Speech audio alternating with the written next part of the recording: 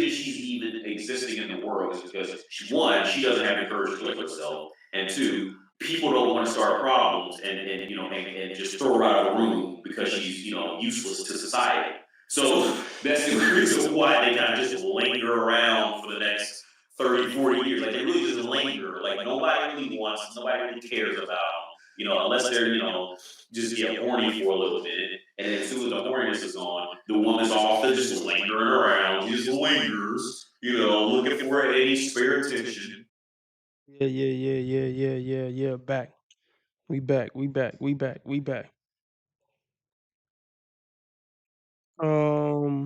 Yeah, if you want me to stay on 2 hours, looking to meet a $15 live stream goal. Cash App, PayPal, Streamlabs, all at the top of the chat. Those are the preferred methods. Or super chat, super sticker, dollar symbol on the right of the chat box. Even though YouTube take 30% off the top and make me wait 30 days to get it, but 70% of something is better than 100% of nothing, you dig? We gonna get into some ridiculous nonsense.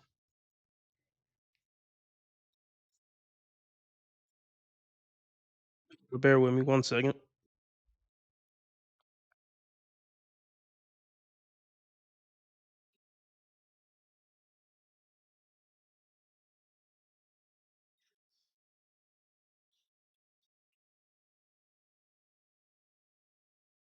Uh, yeah.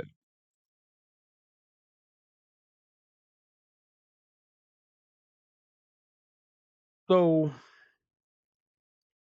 let's take a peek at the new channel, Dating Dysfunctions.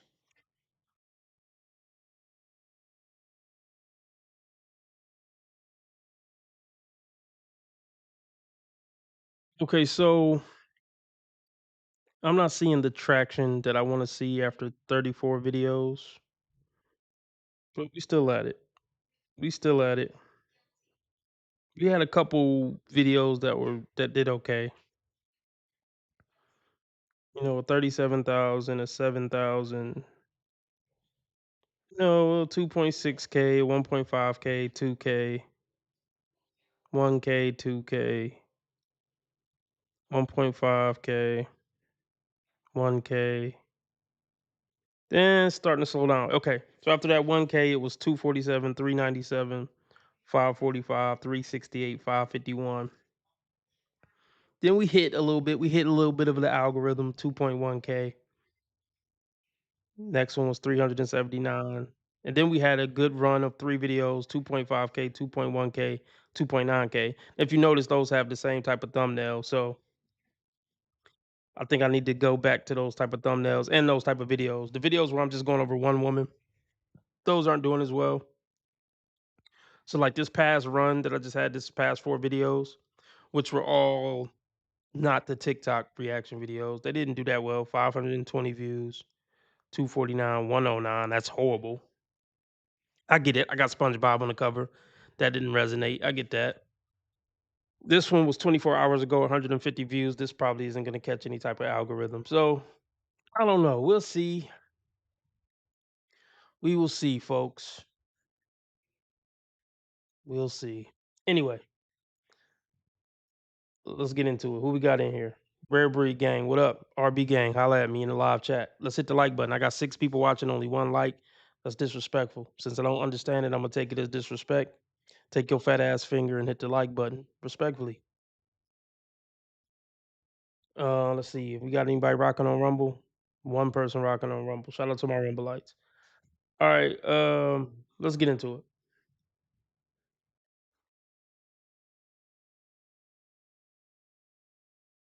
Should I record this episode? Fuck it, I'm gonna do it. We recording this episode in case I need to chop something up for the new channel.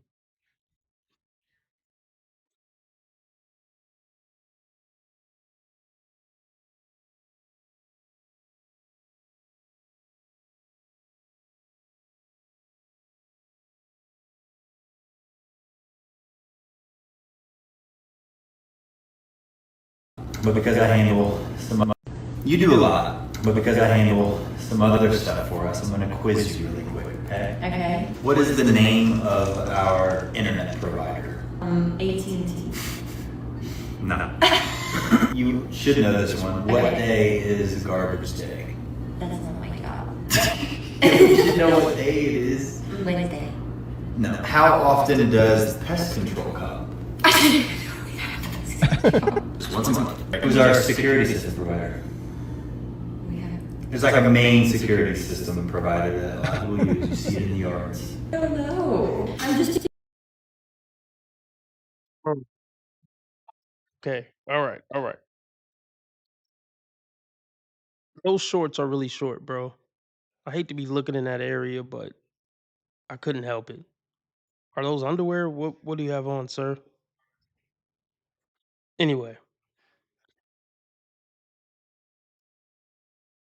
that looks like it's a big house. That looks like it's a big house. He's a good looking guy. He works out. Yada yada yada. He's probably a high performer. She's a attractive blonde with big tits. So chances are he has money because usually women like this, they're likely to only date men who have a lot of money. Those look like high walls wherever they are. They're probably in a, they're probably in a pretty big house. So let me just set that tone up front. And now let's continue. See it in the yards. I don't know. I'm just a girl. What? When she says I'm just a girl, I find that very revealing because even though like she probably just thinks that she's joking, I think in that moment she's actually being honest about how she perceives herself in the relationship. Like that's a confession of what the power structure, what the hierarchy is between their dynamic. You know, she's being honest. She's like, hey, I'm just a girl. And you have to give her credit for that. She is acknowledging her dependence, you know, the fact that she's kind of submissive to him. Let me scroll back a little bit because I want you to have a look at the body language, like these kind of things. Do you notice that when the list starts piling up and she becomes aware of just how many things that he does for her that she doesn't even know about, she doesn't even know that they have a security system, she starts to feel embarrassed. And she's like, oh my God, I really, you know, I'm so dependent upon him. But then in that moment, this is when she starts like touching him and rubbing his leg and like leaning into him. I actually find this response to be extremely endearing because I don't think she looks that great in this interaction, in this fun little game. She looks completely clueless. But a lot of modern women in this situation, they would get defensive and they would lash out. But she's not doing that. And in so doing, to me, it makes her seem as though she's actually very secure inside herself. She's probably feeling mildly embarrassed, but I think on the whole, the vibe that I'm getting is that she kind of knows her place inside the relationship and she's comfortable with it. She's Okay, let's break this down. Let's break this down. Right. Um so he does everything in a relationship. He brings all the money, he brings all the competency, he brings everything. And she just comes with blonde hair and tits and a smile. And hey, he signed up for that deal. That may be enough for him. Like, what does she do? I'm not gonna say she doesn't do anything, but what does she do? He probably has a lot of money. Does she cook? Or do you guys order out? Do you have a chef? I mean, a lot of times guys like this, they just want a pretty face at home that's gonna screw them and smile at them. You know, I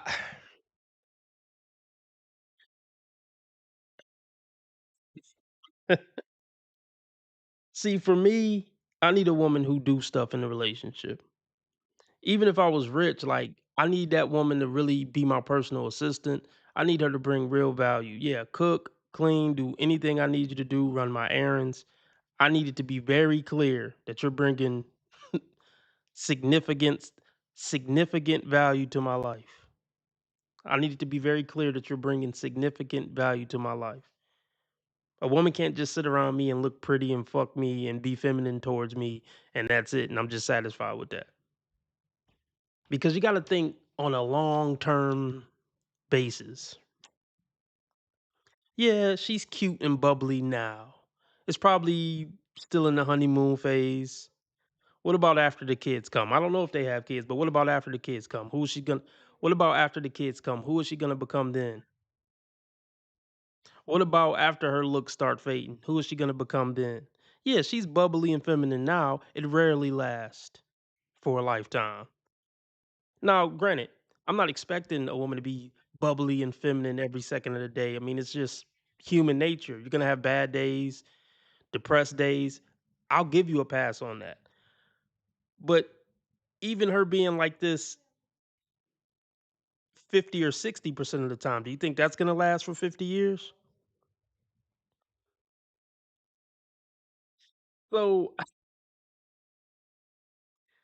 I don't know how I feel about this, guys. I mean, if it worked for them, God bless them. It's not for me to say. But I just want to speak to the things to look out for in situations like this. I don't know if they're married, but he has everything to lose. He has everything to lose in this situation. High value man who do everything and she just exists. If she ever turns to dog poop, what is what are your course what's going to be your course of action, sir?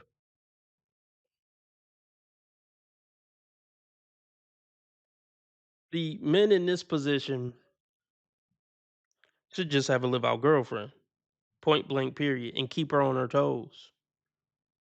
And I don't even want to go into if he wants kids. I don't even want to go into that. I don't want to hurt my brain by trying to work out what the best way to navigate that is.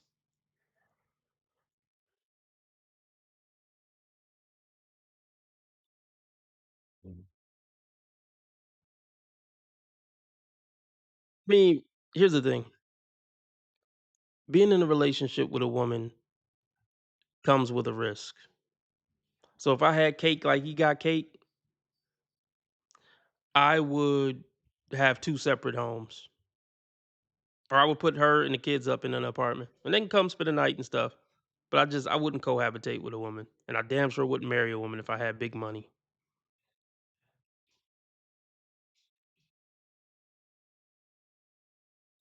Yeah, you and the kids could stay at the other place whenever you feel like it. Or how about this? Yeah, I would just pay for. Trying to think how I would do it.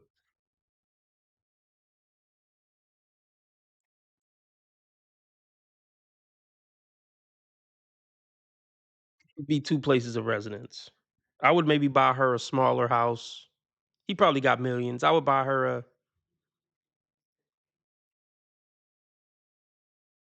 Well, let's see. Bear with me. Bear with me. I don't know. Well, first, okay, let's establish this. We wouldn't be married. Just take that off the table completely. No marriage. And then I would buy a home and I would let her stay in the smaller home in a decent neighborhood. And the kids can come over my house. We can spend a night at your house. It doesn't matter, but there's going to be two different residences. I don't want to live with a woman. Far as if she gets wise and want to leave me or, take me for child support, hey, that's the risk that come with starting a family with an American woman. So you just got to take that L. But you're not getting half and no divorce or nothing like that.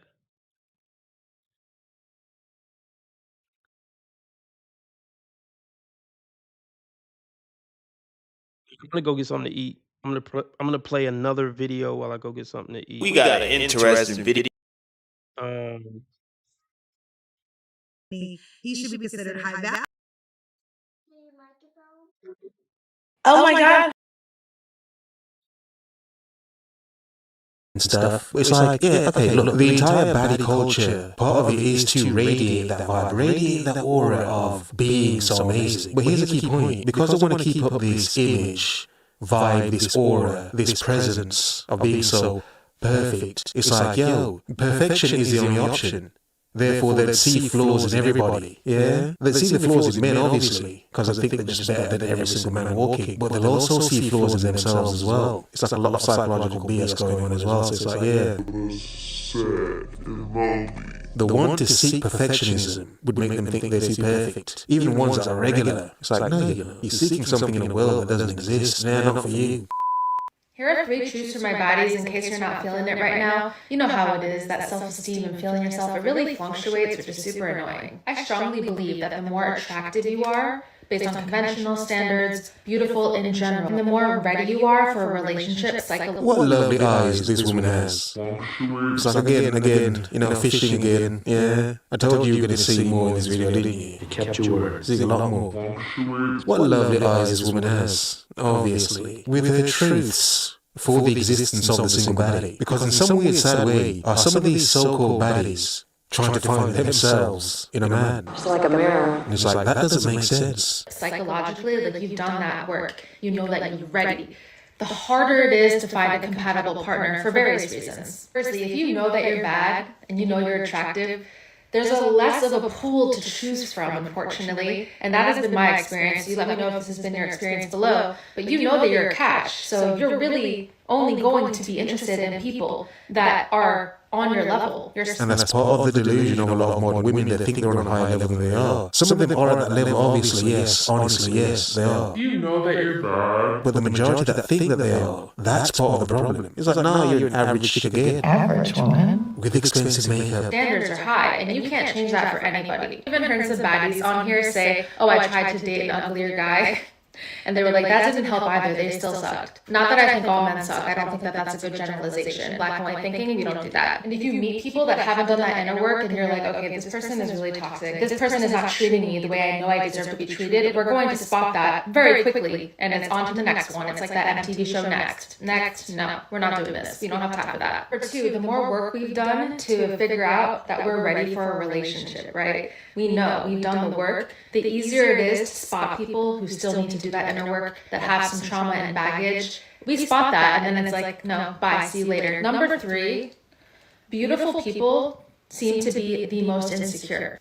And I've noticed this based on being friends with a lot of different beautiful people, beautiful women, and the ones that are the most attractive tend to be the ones that are the most insecure and focused on their looks. And unfortunately not... Exactly my point. Exactly my point. This perfectionism angle. Her energies. Her insecure energies.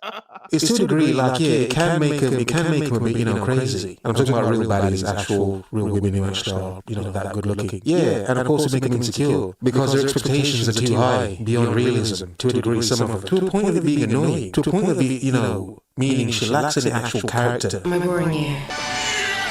Personality. It's like, you're just sexy for nothing. It's like, my God, hey, you're just sexy. Woman's just sexy for nothing. And that's all it is. Yeah, I mean, for a lot of people, that's all you need. All right, I'm back. Get back into it.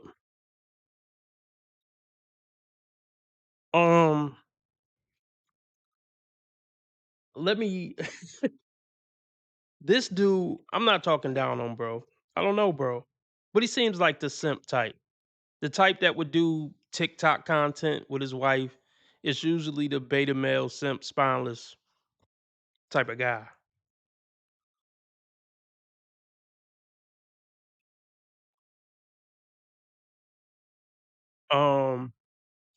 And that's never good in a relationship with any woman. That's not good in a relationship with a so-called good woman. Any woman. I'd be curious how often this man tells her no. I'd be very curious. But let's continue. And also, somebody remind me to talk about the live stream title topic, which is why it's so hard for most men to leave women. Actually, we could probably relate it to this story. But let's continue. If y'all want me to stay on 2 hours, I'm looking to meet a $15 live stream goal. Cash App, PayPal, Streamlabs, all at the top of the chat. Or super chat, super sticker, dollar symbol on the right of the chat box. Seems, quite at peace with herself. And I find it especially revealing and she's comfortable with it. She seems, quite at peace with herself. And I find it especially revealing that when the dynamic between the two of them is being explicitly pointed out to her, like the man saying, look at all these practical things I do for us, her unconscious instinct is to lean into him and to like stroke his leg and be kind of like giggly and girly and sweet and kind to him. Because you see, that's her feminine contribution, That's not really a contribution. I mean, I guess it is companionship, physical touch, but no, that ain't enough. That's not enough. It's really manipulation. Like on a subconscious level, from an evolutionary biological standpoint, it's like manipulation. Let me rub your leg so you don't realize how worthless I am in your life. Let me lay my head on your shoulder so you don't realize how worthless I am to your life truly, and how unfair of a exchange this all is.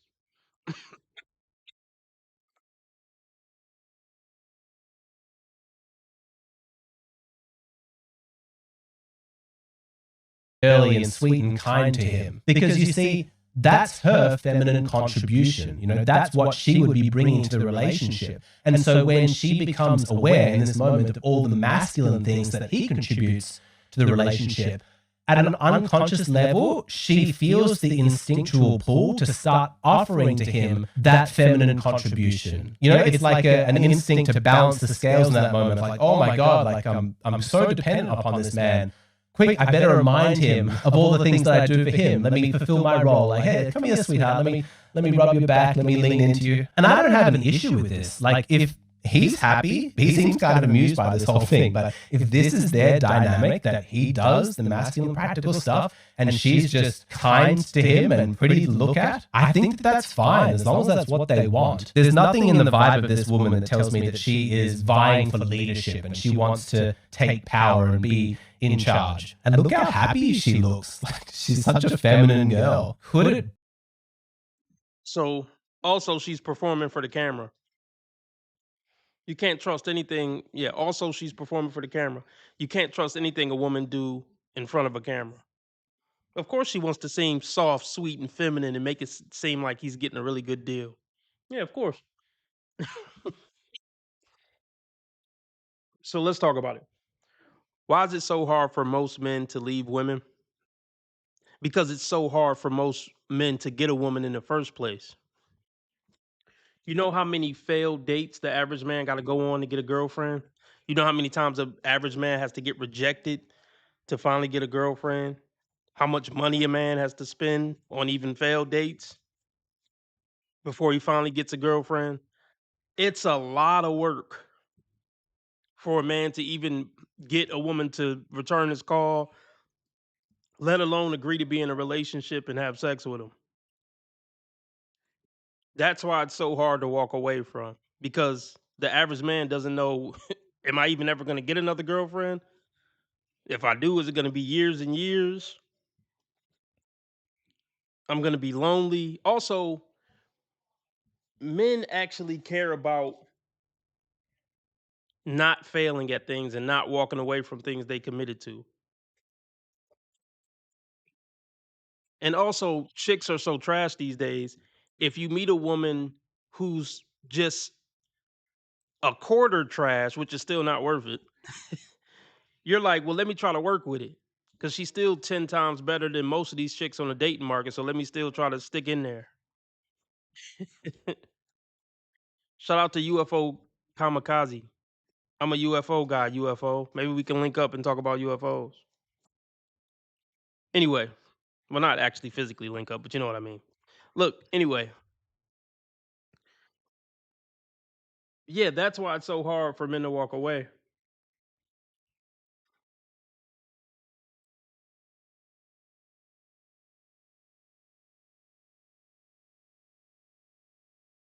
And look how happy she looks. Like, she's such a feminine girl. Could it be that having a clearly established hierarchy inside a relationship where a man is in charge actually brings out the best in women? Dare we suggest this? Let's go back to where we were up to. Who's back here? I don't know. I'm just a girl. What temperature do we sleep with our roommate? 69. No. 71. No. 65. 67. So you do a lot for me. You do a lot too. And he gets my car washed every 2 weeks. Love you. Hey, you know that one. You see that? No, no, no, no, no, no. What don't you do, bro? Like seriously, what does she do in a relationship? Can she brag about what she do in a relationship? He keeps saying, "You do a lot, babe. You do a lot." Well, name some stuff, bro. That's very general to just say she do a lot. What does she do? It don't seem like she work. Why can't she take her own car to get it washed? That's the least she could do. She don't do nothing else. This is ridiculous, man. Never be this guy. Don't ever do everything for a chick. I ain't saying you can't do nothing for your woman, but come on, everything.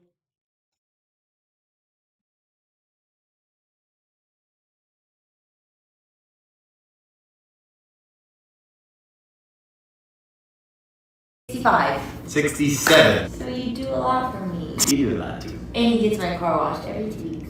Love you. Hey, you know that one. You see that? You see how much she wants to be like kissing him and showing appreciation. She brings up the fact that he She's proudly yeah. She's proudly showing off her workhorse to the internet. You see, she threw that in there, and he take my car to get my car washed too.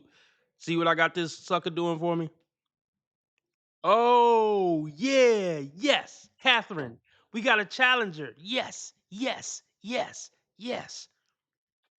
Okay, you gotta love it. I love female challengers.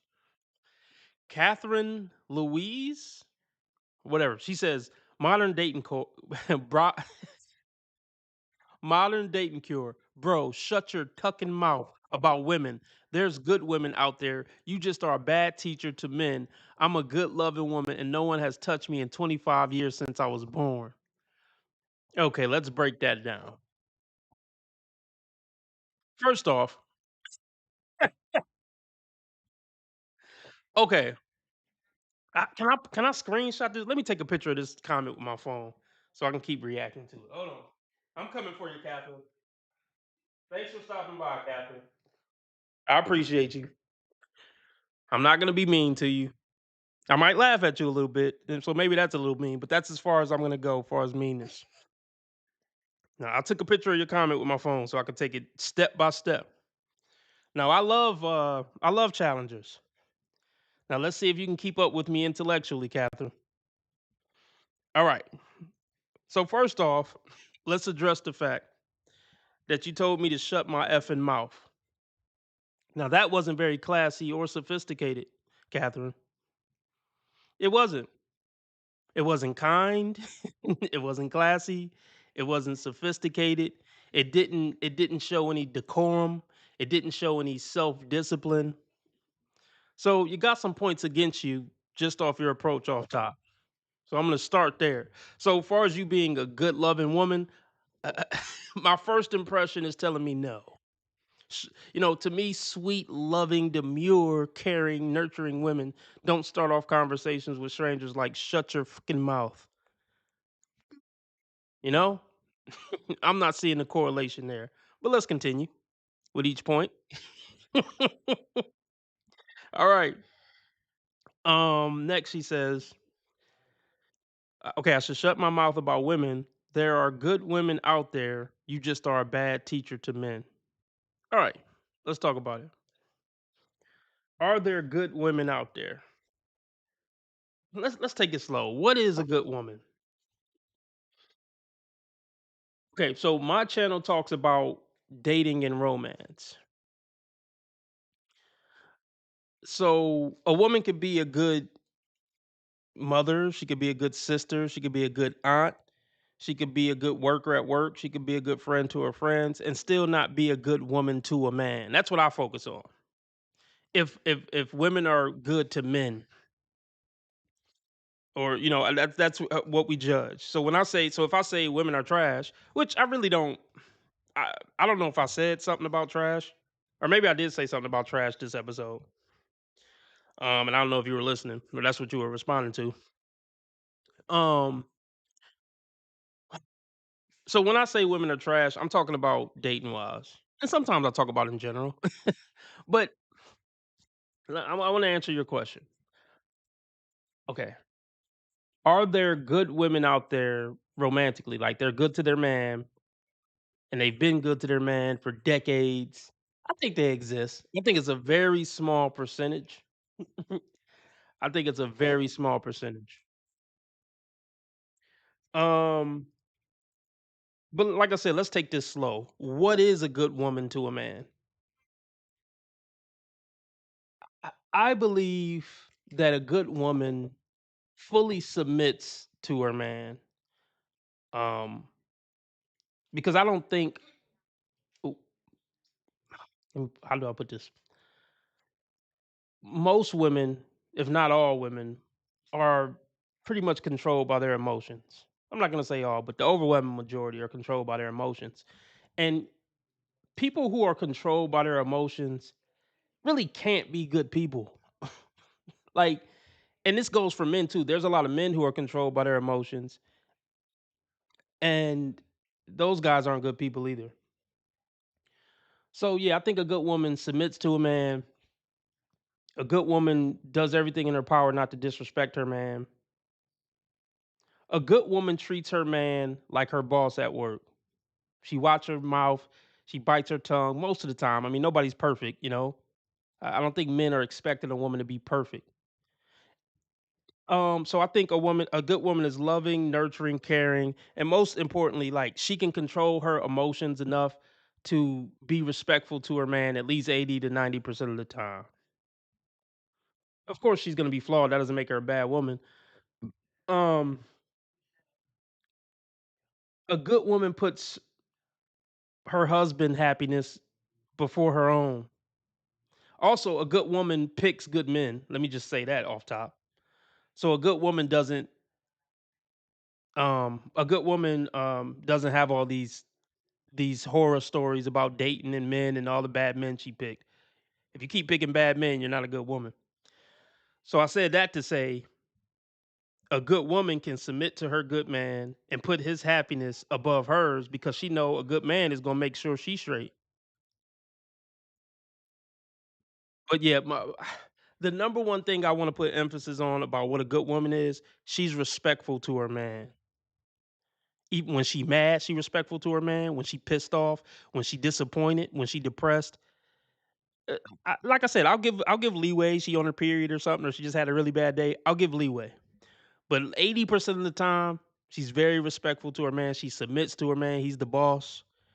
Um, we can go in detail. It's a lot that goes into a good woman, but most women these days aren't that.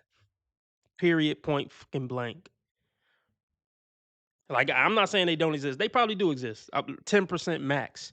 Most of the women that I've ever come in contact with, they are not respectful. They're not respectful to their husbands. They're not respectful to anybody. Or even if I seen them be respectful for a little bit, the moment they get in their feelings about something, that respect should go out the window, and I see their true character. So let's see what else you've been talking about. Wait, hold on. What do you say? Funny thing about that boss analogy, I watch an administrator at work married and in her late 50s hug a 25-year-old every day. A 25-year-old man? Yeah, he might be hitting it. We are sourcing this data from the surveys they themselves answer, from the videos they put out. We can see you now. Yeah, that's a fact. And I know the internet isn't the real world, but I'm sourcing it from my real life experiences too. I'm not just going off of TikTok videos. The TikTok videos correlate with what I've been experiencing in my real life for decades. Yeah, female nature is exposed now. There's no more debating it. The ugly, demonic nature of most women, it's out now in the public. There's no going back. Um, Catherine, you still with us? Let me see what you've been saying. You said I've seen most of your videos and they're just shitting on women all the time. I mean, I wouldn't say just shitting on women. Well, I mean, I'm holding them accountable. When they say some dumb shit or some bullshit or some immoral shit, I check them on it. I don't think I'm just shitting on them to be shitting on them. I'm holding them accountable, and I know women hate that. And that's another thing a good woman can do. A good woman can hold herself accountable, and when her man call her out for doing something wrong, she can say, "Yeah, you know what, baby, you right. I was wrong. I'll work on that." Where am I sourcing all this? Everywhere, literally fucking everywhere. The internet, real life, studies, books, just everything. Everything is pointing in the same direction. Okay, Catherine says, "I can cook, I can clean." Here we go. I hate that they start with "I can cook, I can clean." Congratulations, you're an adult human who can do the two most basic things a human can do living in a house: cooking for themselves because they need food to live, and cleaning. I would hope you clean your house. I would hope you're not a filthy animal. So look, you're not a cooking and cleaning are not characteristics of a good woman. It's just the characteristics of a fucking just I don't even know what a normal human who isn't okay with living in filth and starving to death. Like, I wouldn't even put that on the list. Like, oh, I'm a good woman because I can cook and I can clean. No, you're a competent adult. Catherine, you love me. Are you married? Hold on, let's get to the bottom of this. I'm tired of the cooking and cleaning shit. But anyway, she says I'm fit, feminine, often friendly, cooperative, submissive, and I have no kids. So what's the problem? I don't think there is a problem, Catherine. Well, what? How old are you? She said you 25? 25? Is that your real picture? Is that a cartoon character? You look attractive. Um, let me see. Yeah, I'll give you an assessment. You seem a little feisty, baby. I mean, if you're giving this type of energy to a guy you don't know, I mean, I don't know. Um, so okay. I can cook, I can clean, I'm fit, feminine, and often friendly. Okay, I like what I see. I'm not one of these simp ass bitches who are gonna, blow smoke up your ass and kiss your ass because you're kind of cute though, and I know you respect that. So okay, she's 25. Okay, you're officially at the mental wall, Catherine. So I want to help you today because I'm a loving, good man. I'm a loving, good man, Catherine. So I want to help you. If you're single, I can help you. I can really help you. She says let me read this again. She said, "I can cook, I can clean." Okay, that's good. I mean, it's pretty basic, but I like that you can cook and you can clean. I'll give you that. That's points for you in the dating market. I can't lie.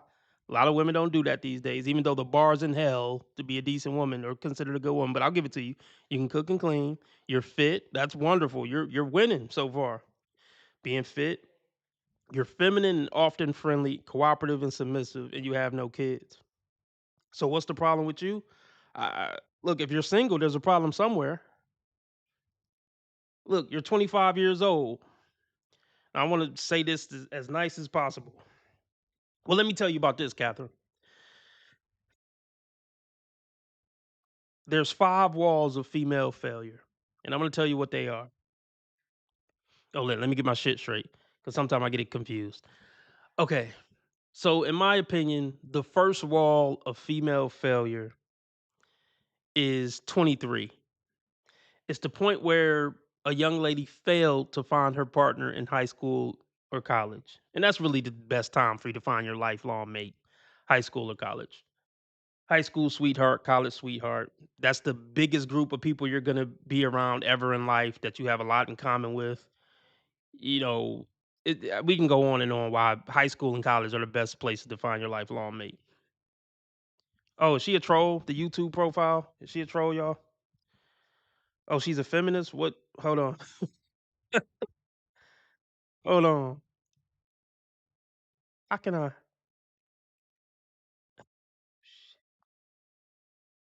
How can I go to her profile? Catherine. Somebody send me a link of her YouTube. I think you can link it, right? Her YouTube profile or whatever.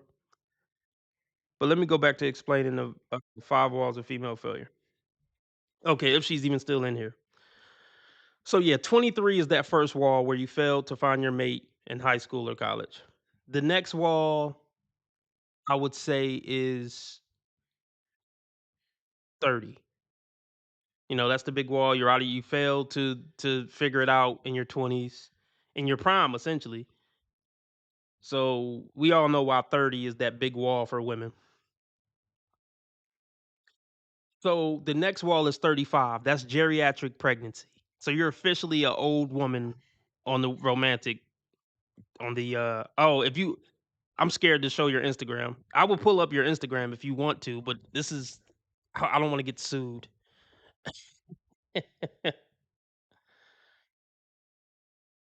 um I don't want Catherine to sue me. Okay, what is she okay, you're giving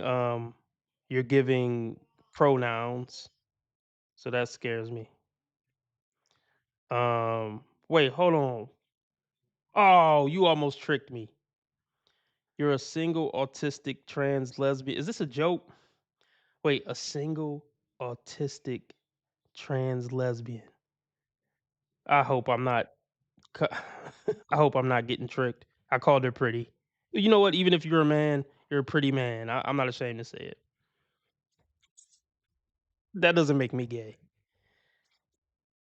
Uh, can we pull up your you mind if we pull up your Instagram, Catherine? Let me know. Do you mind if we pull up your Instagram? Let me finish talking. So so 30 is obviously a wall. 35 is geriatric pregnancy. That's the next wall. Um what's the next one is 40. 40 is that's rough. That's when guys stop even searching for you on dating apps. You know, most guys put 18 to 39. Yeah, 40 is a rough milestone. If you haven't figured it out by 40, you pretty much cooked. Um and 50 is the last wall. 50 is to the point where it's like, look, it's over your looks. You're clearly an older woman. The whole "I'm still sexy" argument is over after 50. Uh, 50 is just completely fucking over for me. You're half a century. Just give up at that point. Just don't try to date. 50, just be cool with being some guy's side piece on Wednesdays. Like 50 is fucking over. It is over at 50. Over at 50. Um, okay, we're pulling up her Instagram. Fuck it. Hope she don't wait, she told me to refresh the page. I don't know if she changed something. Well, all right, we're pulling up her Instagram. Hope this doesn't get weird. Oh, it got weird. It got weird.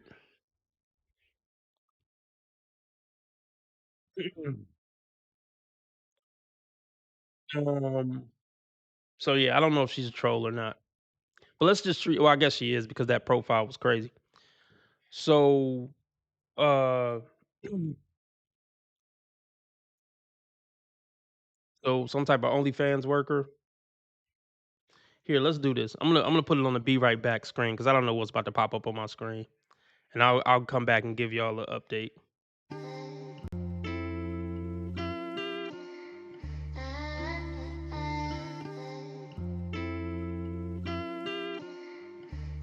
All right, let's check it out. I'm gonna check her out for y'all. I'm gonna check her out for y'all.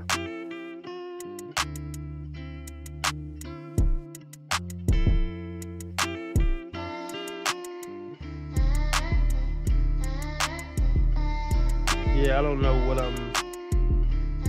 Okay, that's probably really her.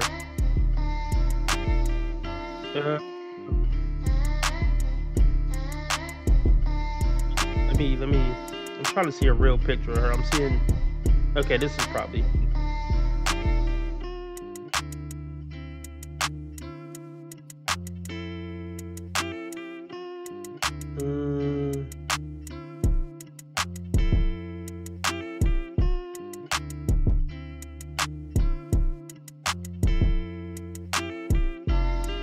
Get a good. You just never know what to believe.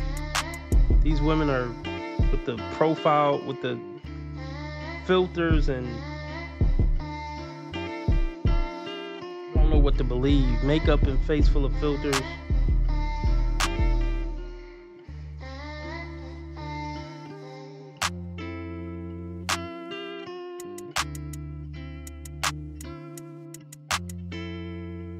which picture is natural? Like,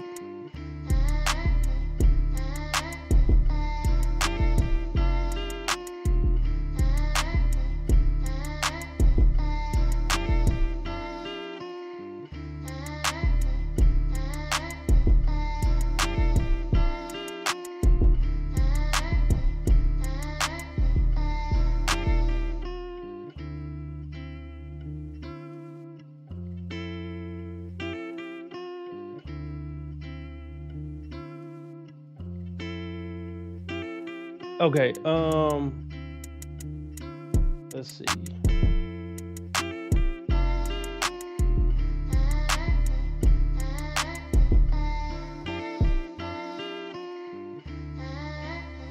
The only reason she's even existing in the world is because one, she doesn't have the courage to kill herself, and two, people don't want to start problems and just throw her out of the room because she's useless to society. So that's the only reason why they kind of just linger around for the next 30, 40 years. Like they really just linger. Like nobody really cares about them, unless they're, just get horny for a little bit. And then as soon as the horniness is gone, the woman's off to just lingering around. She just lingers, looking for any spare attention.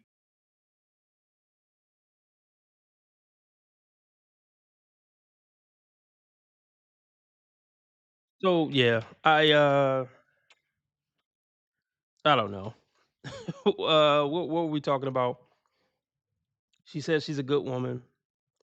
Well, I don't know. You seem like you do bedroom fun work or some type of OF. So that's definitely gonna hurt you on the dating market. I don't know. You're 25.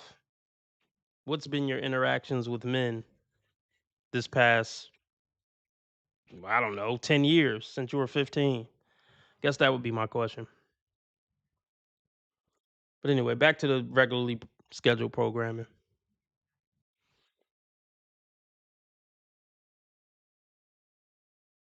You're welcome, Catherine. You're welcome.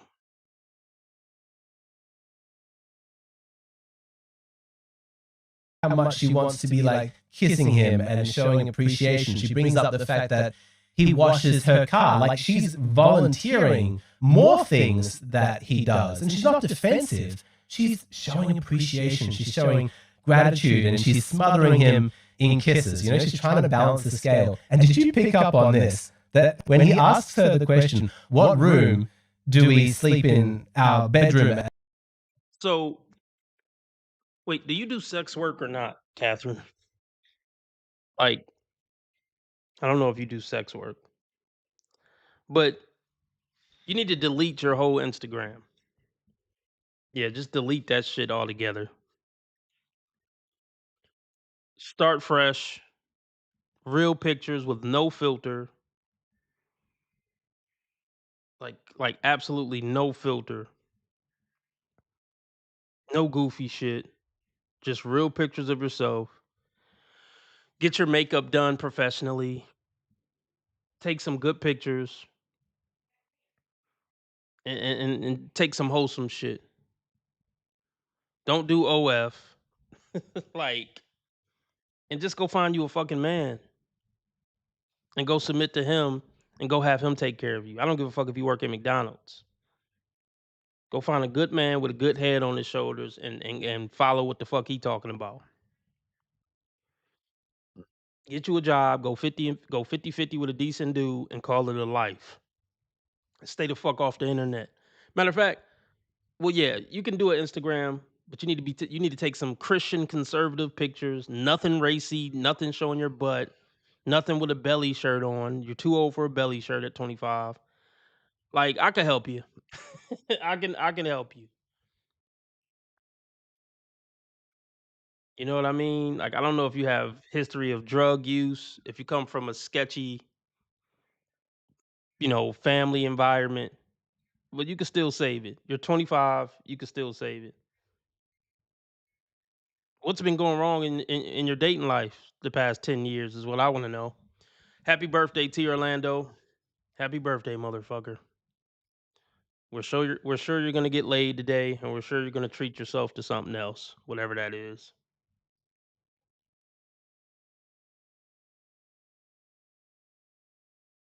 Yeah, I told you I'm a great guy. This is the best YouTube channel you could have possibly fucking found. I hope you're a diehard fan from now on. Oh, well, Catherine, I don't know if, or you could be my favorite hater. Okay, yeah, she got a sketchy past, guys. That's unfortunate, but there's still hope. Get some therapy, find you a nice guy. Don't ruin his fucking life. You know what I mean? Like, I don't know if you have a drug past, but there's still hope, baby. There's still hope. The first step is find a decent guy and don't be a train wreck to him. Like, dedicate your life to just, Oh, really? You've been subscribed to me for a few years? That's shocking. I mean, I guess it's not that shocking, but I guess I just never saw you in the comments, whatever. Well,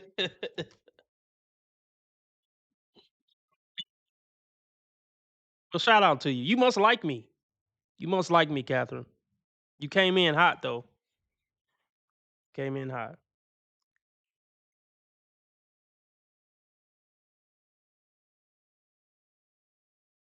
Um,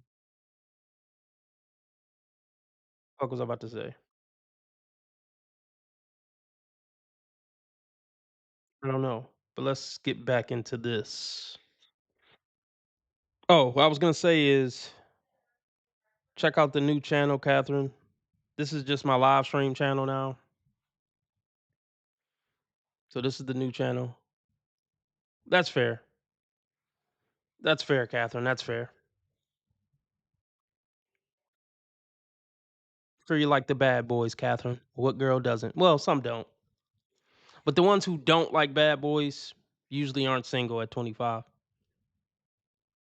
So I'm sure you like the bad boys.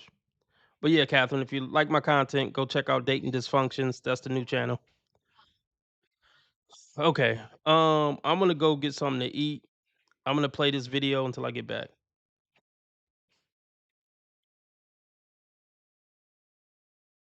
Need to be honest, but I mean that's what she is. Here's my point.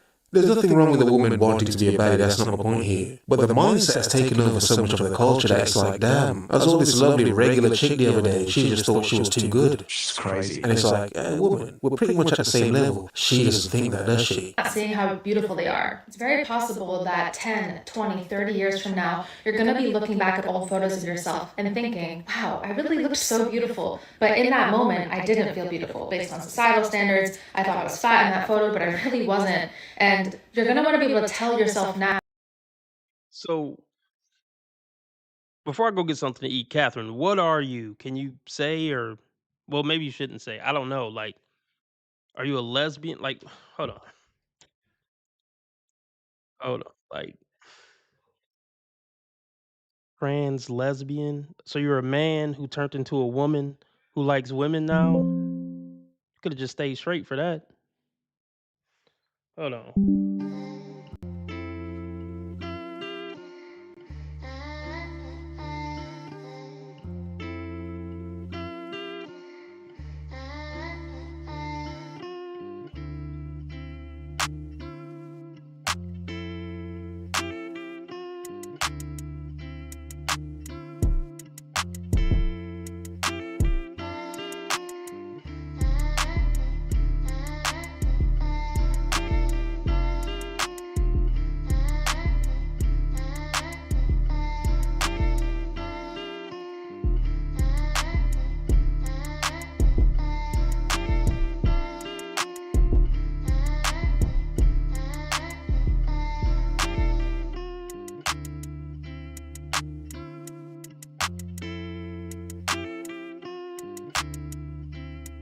I don't know what happened there. Peace, Catherine. I don't know what happened. I don't know if...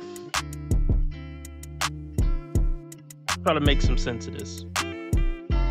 25 years, Princess TS. Oh, yes, that was a dude. Yes. I don't know, man. I don't fucking know.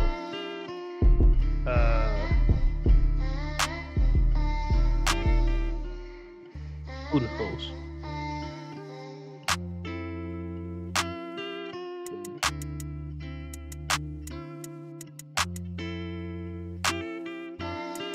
So I guess that was a guy. Shout out to the bro, Catherine. Good luck on your journey, bro.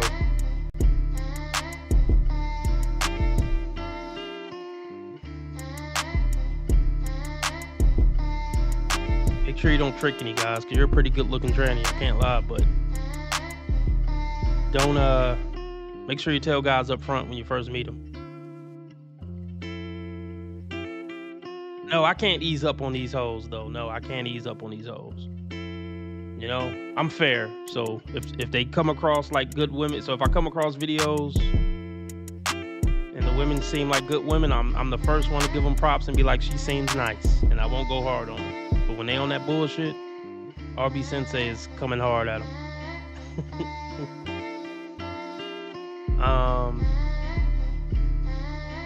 Yeah, we don't discriminate against transsexuals. You know, if that's your thing. As long as you're not tricking guys. As long as you let them know the first 5 seconds of meeting you. Hey, whatever floats your boat. You're still a child of God, you know?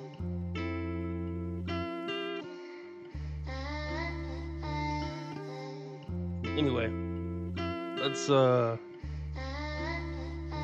gosh, T. Orlando.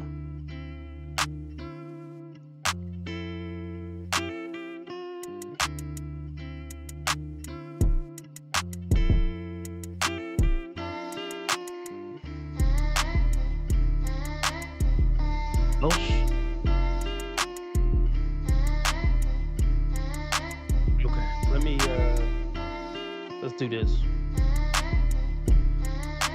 Welsh? What? Oh, is that your name, Welsh? Welsh. All right, Welsh. More power to you.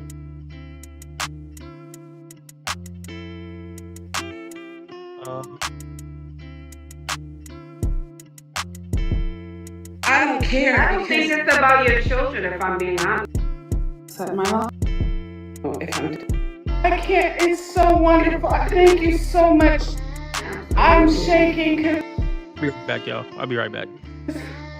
God is so good, because when I heard that you weren't going to accept anybody, The only reason she's even I kind of was like, oh, well, maybe I'll catch her another night, or because I know you have thousands of viewers always watching you, so I'm always like, well, maybe I'll catch her another night, but God is so at this. I'm going to try not to make 30, 40 years. Like, they really just linger. Like, nobody really cares about them, you know, unless they're, you know, just get horny for a little bit. And then as soon as the horniness is gone, the woman's off, they're just lingering around. She just lingers, you know, looking for any spare attention.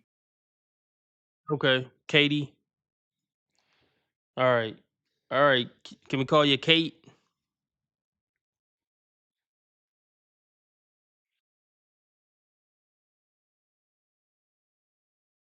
Fair enough, UFO. Fair enough.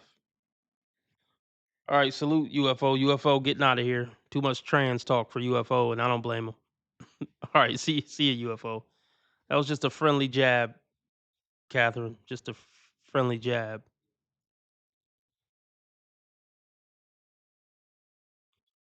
All right, I'll be right back.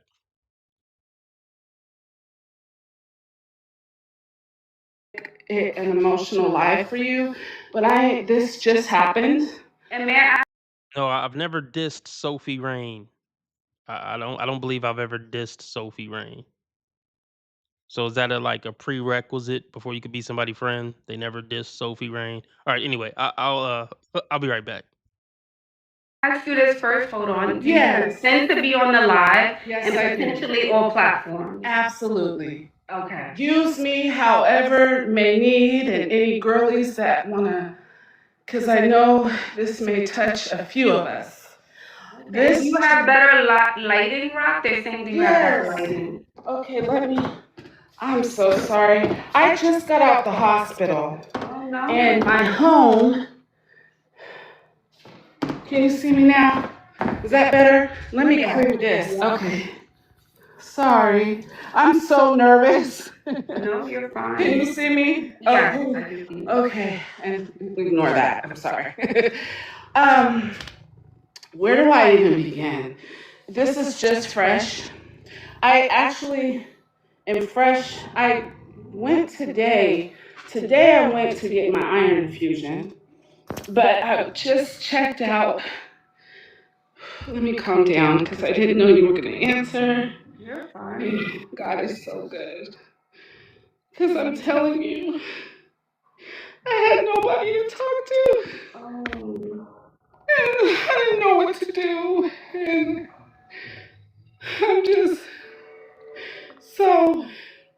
About 9 months ago, I was diagnosed with this condition called IIH. It's a condition I kind of threw off. I took an MRI. I have migraines and kind of vision changes. And it's not a death sentence, but it does cause migraines and it does cause vision blurs. And so when I saw the neurologist, she kind of didn't make it a big deal. So I didn't make it a big deal. She said I needed a lumbar puncture. This was in January, actually. And did you get more than one opinion, or did you only go to one doctor? I went to one doctor. Yeah. So I've been living with this for years. So I'm a single mom. I have an 8-year-old and a 15-year-old. So I kind of have been living with the just get it done. I get it done. I get it done. And I push through. And I've pushed through my limit. So I just recently, I got checked in the hospital on the 17th of December. And I was supposed to go get a lumbar puncture. I didn't get a lumbar puncture. I went to the ER room. They ended up keeping me there. One of my tests came back crucial.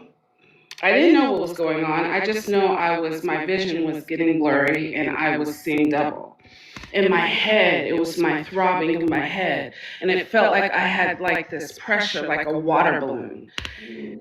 And so anyway, long story short, kind of, I'm in a relationship. Well, I was in a relationship. I've been with somebody for 13 months who has been incredible. I'm sorry. He's been absolutely amazing. I've never been with a man who has loved my children as their own, who has never supported my dreams, my journey. I have never met a man who has been a provider. I have been the provider, the everything of my life. And when he came in my life, it felt weird. It felt like I was kind of a little thrown off a little bit, and he taught me how to accept. He taught me how to be soft.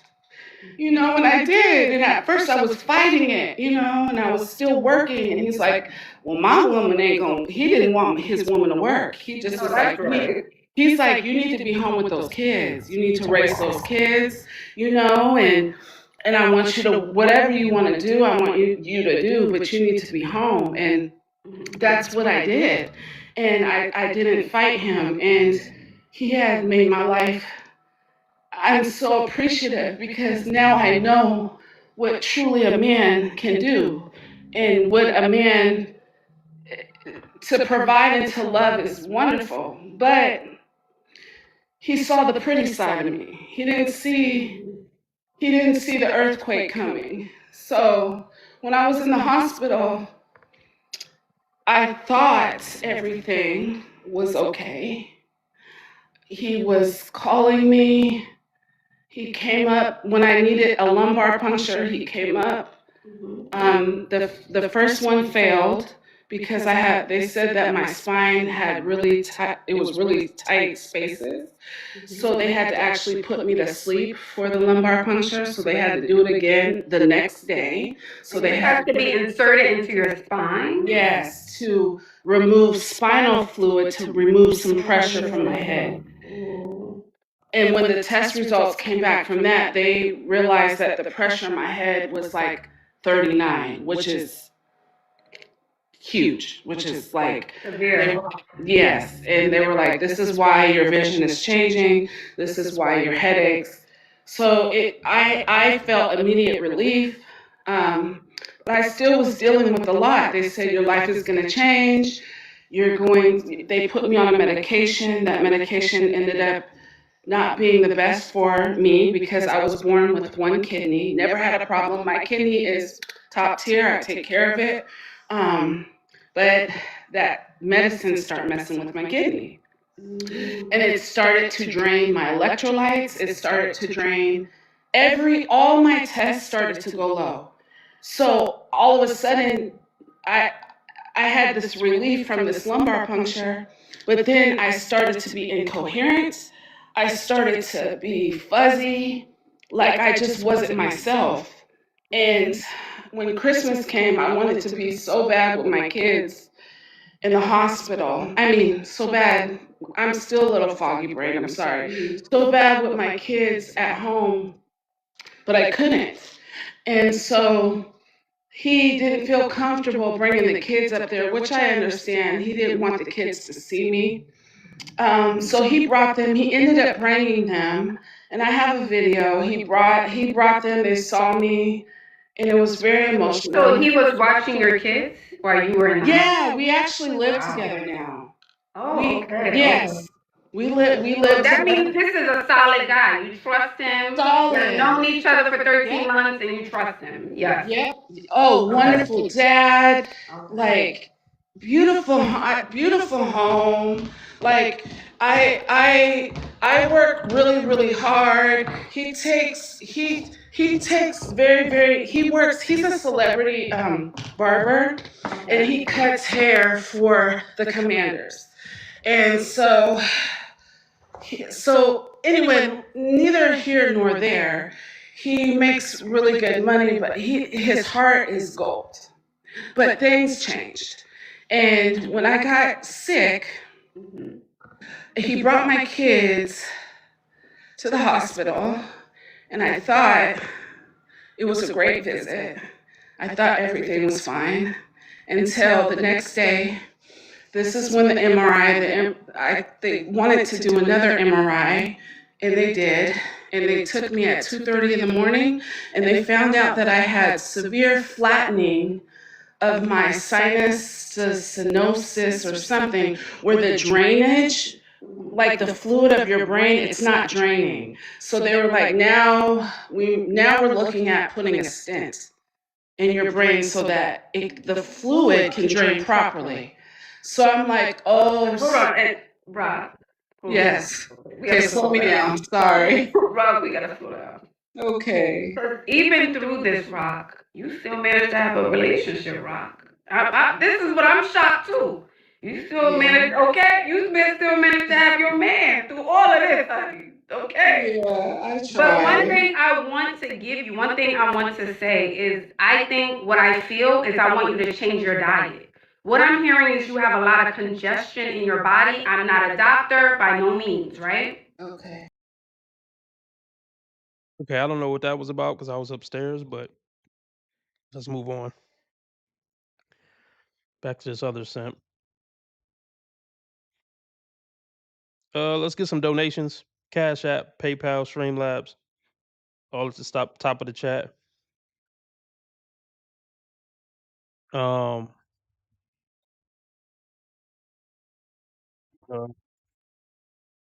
Or super chat, super sticker, dollar symbol on the right of the chat box. Keep looking at this. I'm not really doing shit else, so we're gonna kick it today. I mean, I don't know when I'm getting off, but let's get the donations up. I'm not in a rush to get off. We'll see. You know, she's trying to balance the scale. And did you pick up on this? That when he asks her the question, what room do we sleep in our bedroom at night? Like, what's the temperature of the room? She says 69. That's her first guess. And while I don't know for sure, that could just be a coincidence, you know, the sexual innuendo there, I think it's equally likely that in her feelings of insecurity at the moment, of being aware of how many things he does for her, at an unconscious level, she feels that feminine instinct of, oh, part of my contribution is to keep him sexually happy. Like that's at the forefront of her brain. And so when he asks about the temperature of the room, her first guess is just like a Pavlovian slip, 69. I don't know if on a personal level I could date a woman who seems kind of like checked out of the practical details of life like this woman, because I think like my basic feeling of motherhood is that you need to be very tuned into the practical details. You need to be a practical person to be a good mother. And so I'm actually like attracted to women who are like very competent. And maybe she has that. Look, I don't know. But I think that her energy and her vibe is just beautiful. I think it's gorgeous. And even though this man is doing all of this stuff, I don't see him as being exploited in this dynamic. I mean, there are men who do all of that stuff and more for their wives. Here, Orlando, you will love this dude. Oh, you know what? I'm gonna play the first like minute of this video just for T Orlando, just so I can hear T Orlando's roast. And actually, after that, we're gonna move on to something else. But I want to hear T Orlando roast of this video. You do a lot, but because I handle some other stuff for us, I'm going to quiz you really quick, okay? Okay. What is the name of our internet provider? AT&T. No. You should know this one. What day is garbage day? That's not my job. You should know what day it is. Wednesday. No. How often does pest control come? Just once a month. Who's our security system provider? There's like a main security system provider that a lot of people use. You see it in the yards. I don't know. I'm just a girl. What? When she says, I'm just a girl, I find that very revealing because even though like she probably just thinks that she's joking, I think in that moment she's actually being honest about how she perceives herself in the relationship. Like that's a confession of what the power structure, what the hierarchy is between their dynamic. She's being honest. She's like, hey, I'm just a girl. And you have to give her credit for that. She is acknowledging her dependence, the fact that she's kind of submissive to him. Let me scroll back a little bit because I want you to have a look at the body language. Like these kind of things. Do you notice that when the list starts piling up and she becomes aware of just how many things that he does for her that she doesn't even know about, she doesn't even know that they have a security system, she starts to feel embarrassed. And she's like, oh my God, I really, I'm so dependent. Yeah, life on easy mode. This is a handsome guy, no homo. He works out. He clearly works out. He clearly makes a lot of money. See, but you can tell he's a simp. You can tell like he don't got that masculine backbone. He probably rarely tells her no. Like, that's what I'm saying. It's easy for a woman to win on a dating market. That's why when you see a woman on these TikToks talking about, oh, men are trash and I just can't make it work or I can't figure nothing out, these guys don't want a relationship, it's a lie. Every pretty girl has a nice guy, a handsome, fit, nice guy who make a good living, who would make her a wife. These women have options, man. If she's halfway attractive and not morbidly obese, she has a handsome man who's willing to make her a wife in her inbox. Not even just like, oh, he's ugly or he's like a dork. He's not a dork. He's a strong, competent, handsome man who wants to make her a wife. But these women don't pick him because he's too nice or his belt didn't match his shoes or some dumb shit. That's why I never feel sorry for women who fail on the dating market, ever. Let's move on.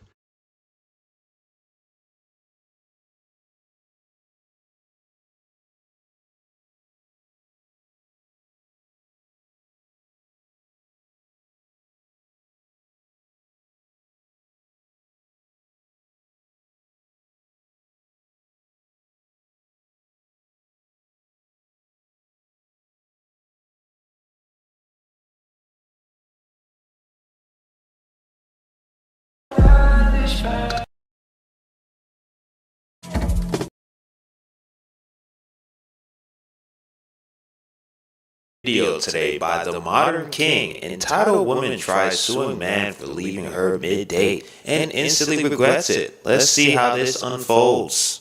Mr. Sutton here invited me out on a date and then proceeded to walk out on the tab. This man asked you to go with him on a date and then he... Not this bitch, not Ebony K. Williams.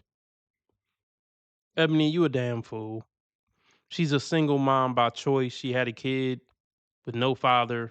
Her kid isn't gonna have a dad, but she wanted a kid, and women are selfish, so I'm gonna have a kid because I want a kid. Fuck if I screw the kid up or the kid got to grow up without a father. I ain't even gonna get into that. Let's continue. He left before the bill came? Yes, ma'am. Uh-oh. Tell me more. Let's start with how did y'all meet? How do you know this man? So, I'm a social It's the fact that they took this to court. Like, there's not like more serious matters to worry about. This is wicked. media influencer, and Mr. Sutton, the defendant, came on my. He slid into your DMs. Look, Catherine, you're getting a little too bossy, Catherine. You're coming off like you did when you first came in, hot. I'm not looking up Sophie Rain. Just let it go. Yes, Okay. essentially. And we were discussing and we were talking for a couple weeks and we were just chatting over the phone. And he originally asked me out on a couple dates. First one being coffee and the second one being ice cream. So those dates took place? No, ma'am. Oh. I don't drink coffee, first off. And secondly, I'm lactose intolerant, so we did not do coffee, nor did we did ice cream. So you Plus, declined. She's a gold digger. She's a gold digger. She's one of these snooty bitches who like, oh no, I mean I can get coffee with my friends. That's not a date. Ice cream isn't a date. We need to go to a 5-star restaurant. Bitch, you ain't worth no 5-star restaurant. You're just another bitch.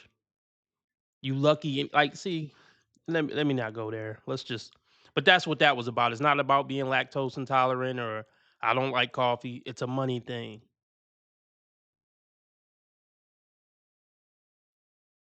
I'm gonna have to block Catherine. I thought we was gonna be cool, but we're not gonna be cool. She said, "Bro, just saying you're missing great content opportunity. Just saying, chill. Don't tell me to chill now. Look, I was tolerant towards the LGBT community. Come on, don't fuck up this good friendship we could have had, Catherine." Those dates. Right. yes, Your Honor. Okay, continue, ma'am. Well, after we had continued talking, he shortly after decided to. Right, you know what? Fuck it. Let's do it. I'm not about to go over this, but I just want to. I want to tell T Orlando if I find her attractive or not.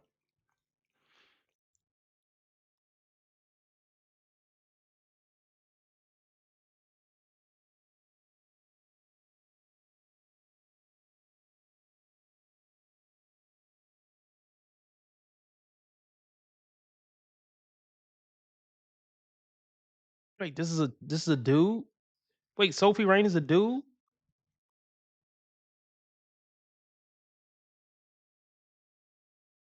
Is she really a virgin? I really like your setup. I haven't seen that. I just missed something. Maybe this isn't a guy. Sophie Rain.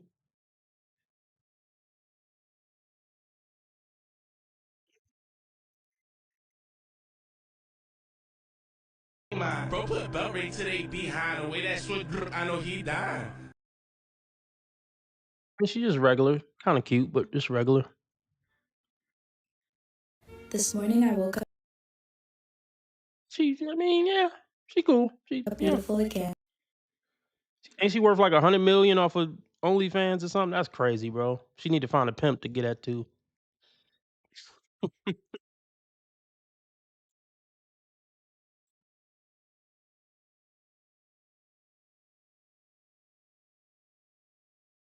Y'all know I don't condone female empowerment outside of families. Now, if she was married with kids, you know, I would be cool with her success, even if it was on OnlyFans, because it's going towards a family, you know. Like, but I can't support just independent, single, empowered women.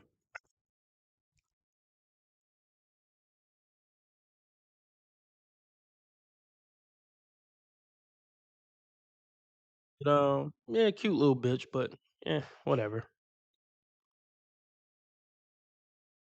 Wait, she's trans? Let's Google it.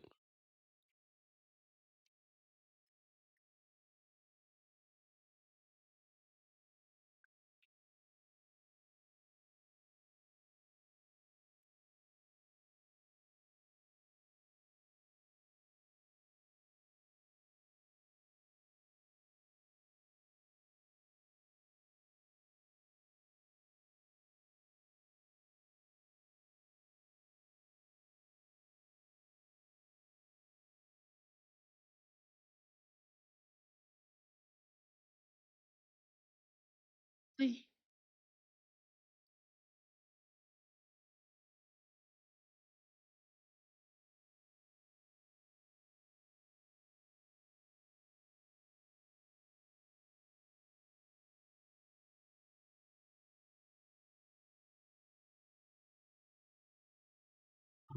She's married? Is she married?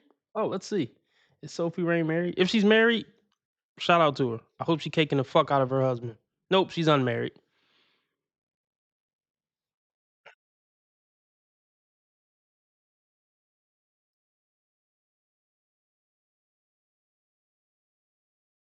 Scared to click any link that Kate sent.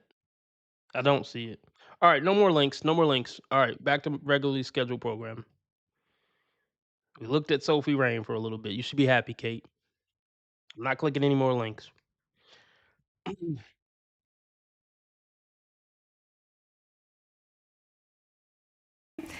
So you declined those dates? Yes, Your Honor. Okay, continue, ma'am. Well, after we had continued talking, he shortly after decided to ask me out on a date. And we decided on dinner Friday at 5:30. Unfortunately, our original timing did not quite work out with my schedule. I had to reschedule on him twice. First time being with work, I was on a fashion shoot, and my shoot lasted a little bit longer than I was anticipating. No, okay, let's stop it there. You declined my coffee and ice cream date because you're a snooty bitch. And then you canceled on the regular date twice. I'm done. So I know why he walked out. I know why he played her. Because she played him a bunch of times. So he's like, I'm going to get you back. But don't get bitches back. It ain't worth it. These bitches ain't worth the time and effort to get them back. So, because this is how you pay your bills, I assume, ma'am. You're a full-time influencer. Yes, Your Honor. And I do think sometimes people hear that, Ms. Collins, and they can be dismissive. But the reality is, We don't care. okay, so your shoot runs long. You have to reschedule. Yes, that was the first one. Second, I ended up having to reschedule on him a second time because my father did fall ill, and he lives. Thank you. Yeah. He does live nearby, so I tend to go over there and take care of him every now and again. Okay, so there's 2 reschedules. He's understanding, I suppose. And then how do you actually get on, Extremely patient too. You know what I'm saying? on the date? Well, eventually our schedules ended up working out, and we were able to make it on time. Great. So we scheduled for 5:30 on a Friday, and I was a little bit late. How late, ma'am? We scheduled for 5:30. I showed up at 6:15. Hell no. What? That's not me in the video, by the way. In case anybody was wondering. Wait, what happened? On a Friday, and I was a little bit late. How late, ma'am? We scheduled for 5:30. I showed up at 6:15. Hell no. A little late? You got 10 minutes, sis. If you're not down by 10 minutes, you figure it out. Go over there by yourself. Because Talked about this recently. What the? You need white? All right, hold on. I'll be right back.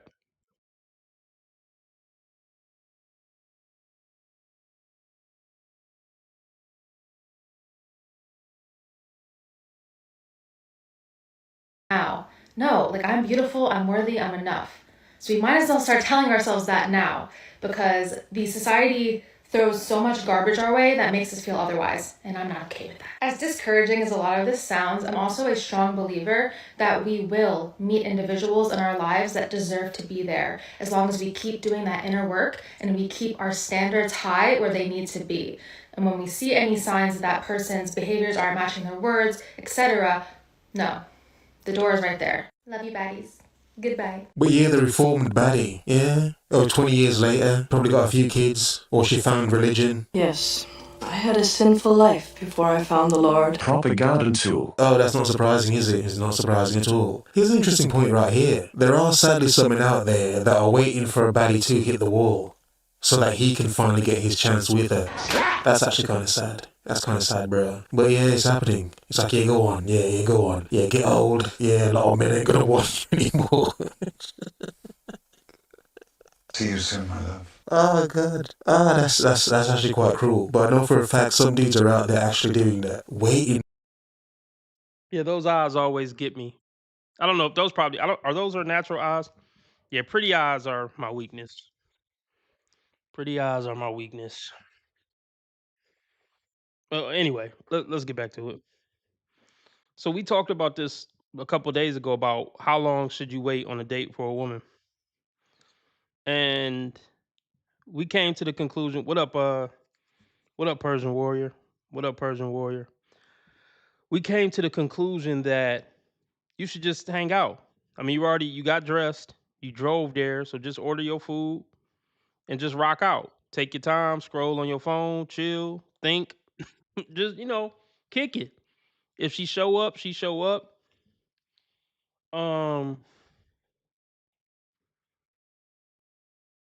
Yeah, but she just in the back of your head. I mean, you could even stay on a date with her, but in the back of your head, you're like, no, I'm not effing with this chick. She was 20, 30, 40, 45 minutes late. I ain't messing with this chick. And let her know when she show up, like, I'm not paying for your part of the bill. So you can leave if you want. I mean, you can sit here with me if you want to sit here with me, but you're paying for your bill. I'm letting you know that right now. You can get up and leave right now.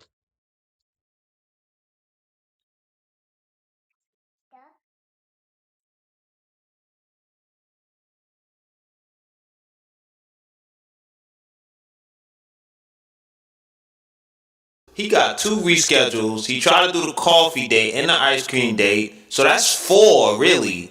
And he still was like, you know what I'm saying? I really like this chick. Let me see what the vibe is. And now you show up. You're not that excited, clearly. You show up at 6:15 and the meeting time is 5:30. You lost me. 45 minutes late.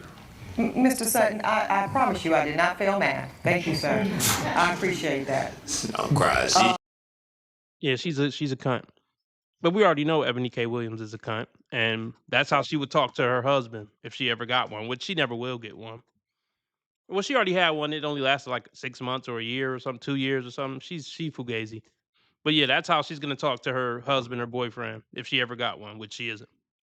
Yeah, I didn't fail math, asshole. Yeah. 5:30 plus 6:15. Yeah, 45 minutes late. Yeah, duh, yeah. Terrible.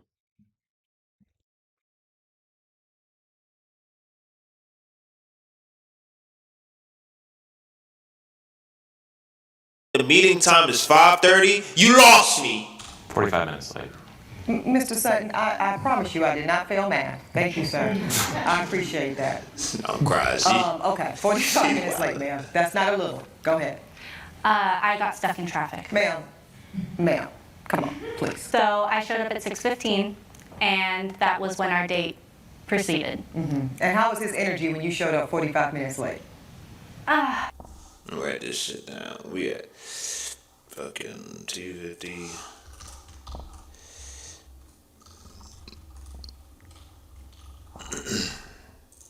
Because this is the first time y'all was when. So I showed up at 6:15, and that was when our date proceeded. And how was his energy when you showed up 45 minutes late?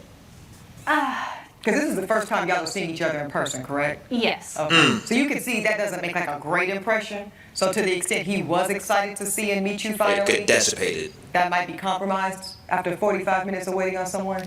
Yes, ma'am. Okay. All right. But you The can't- fact that he was still there is mind-boggling to me. I would have been gone. I ain't gonna lie. Yeah. Let's break this down. She already knew he was a sucker. Like, all this was one big poop test. These were like 5 or 6 different poop tests, and he failed them all so far. The first poop test to see if this man got balls and a backbone was her declining 2 date offers for coffee or ice cream. Any self-respecting man would have just that would have been, it would have been deaded after that.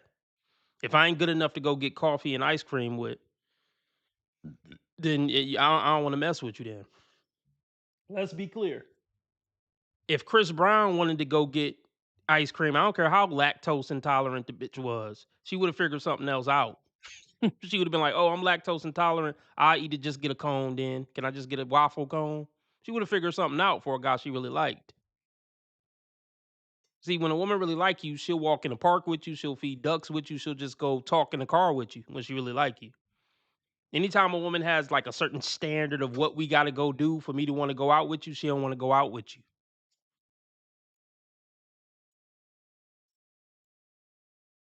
Like, I mean, just I'm trying to think of who was supposed to be like hot stuff back in. So let's just say Lauren London or Megan Fox in Transformers. Do you think if Megan Fox back in the day, back in the '07, I forgot when Transformers came out. I think it was like '07, '08 or something like that. Back uh, um in Megan Fox prime, you think if Megan Fox would have hit me up on MySpace or whatever from 2007 and said, "Hey RB, can we go out? I just want to walk and feed the ducks." And no, I don't walk and feed ducks. Nah, that ain't my style. 5-star restaurant or nothing, Megan Fox, or I can't rock with you. No, of course not. Never mind.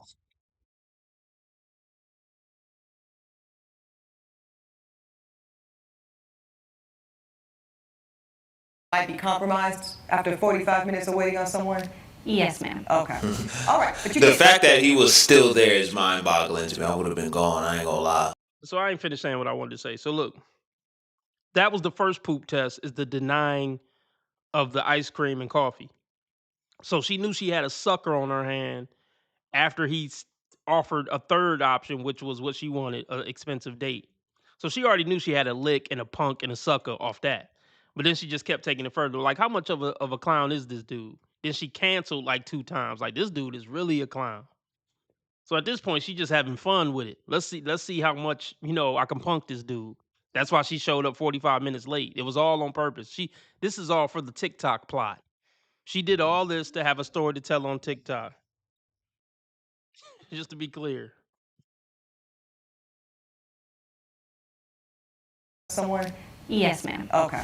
All right. But you The can't- fact that he was still there is mind boggling to me. I would have been gone. I ain't gonna lie. Yeah. Lost me. How was it? Very, very small chit chat, just pleasantries in regards to when I show up. And I'm a little frantic because I know that I'm running late. So, Were you apologetic, ma'am? of course. No, the hell she wasn't. Yes. So sitting down, the waiter originally comes over and I go ahead and I order myself a margarita because they're my favorite. And I have not eaten all that day. So I'm starving. So I originally go ahead with my margarita, order a calamari as well. Okay. And Did you ask him if he wanted anything to eat, ma'am? No, I'm just, because we're getting your order in, but.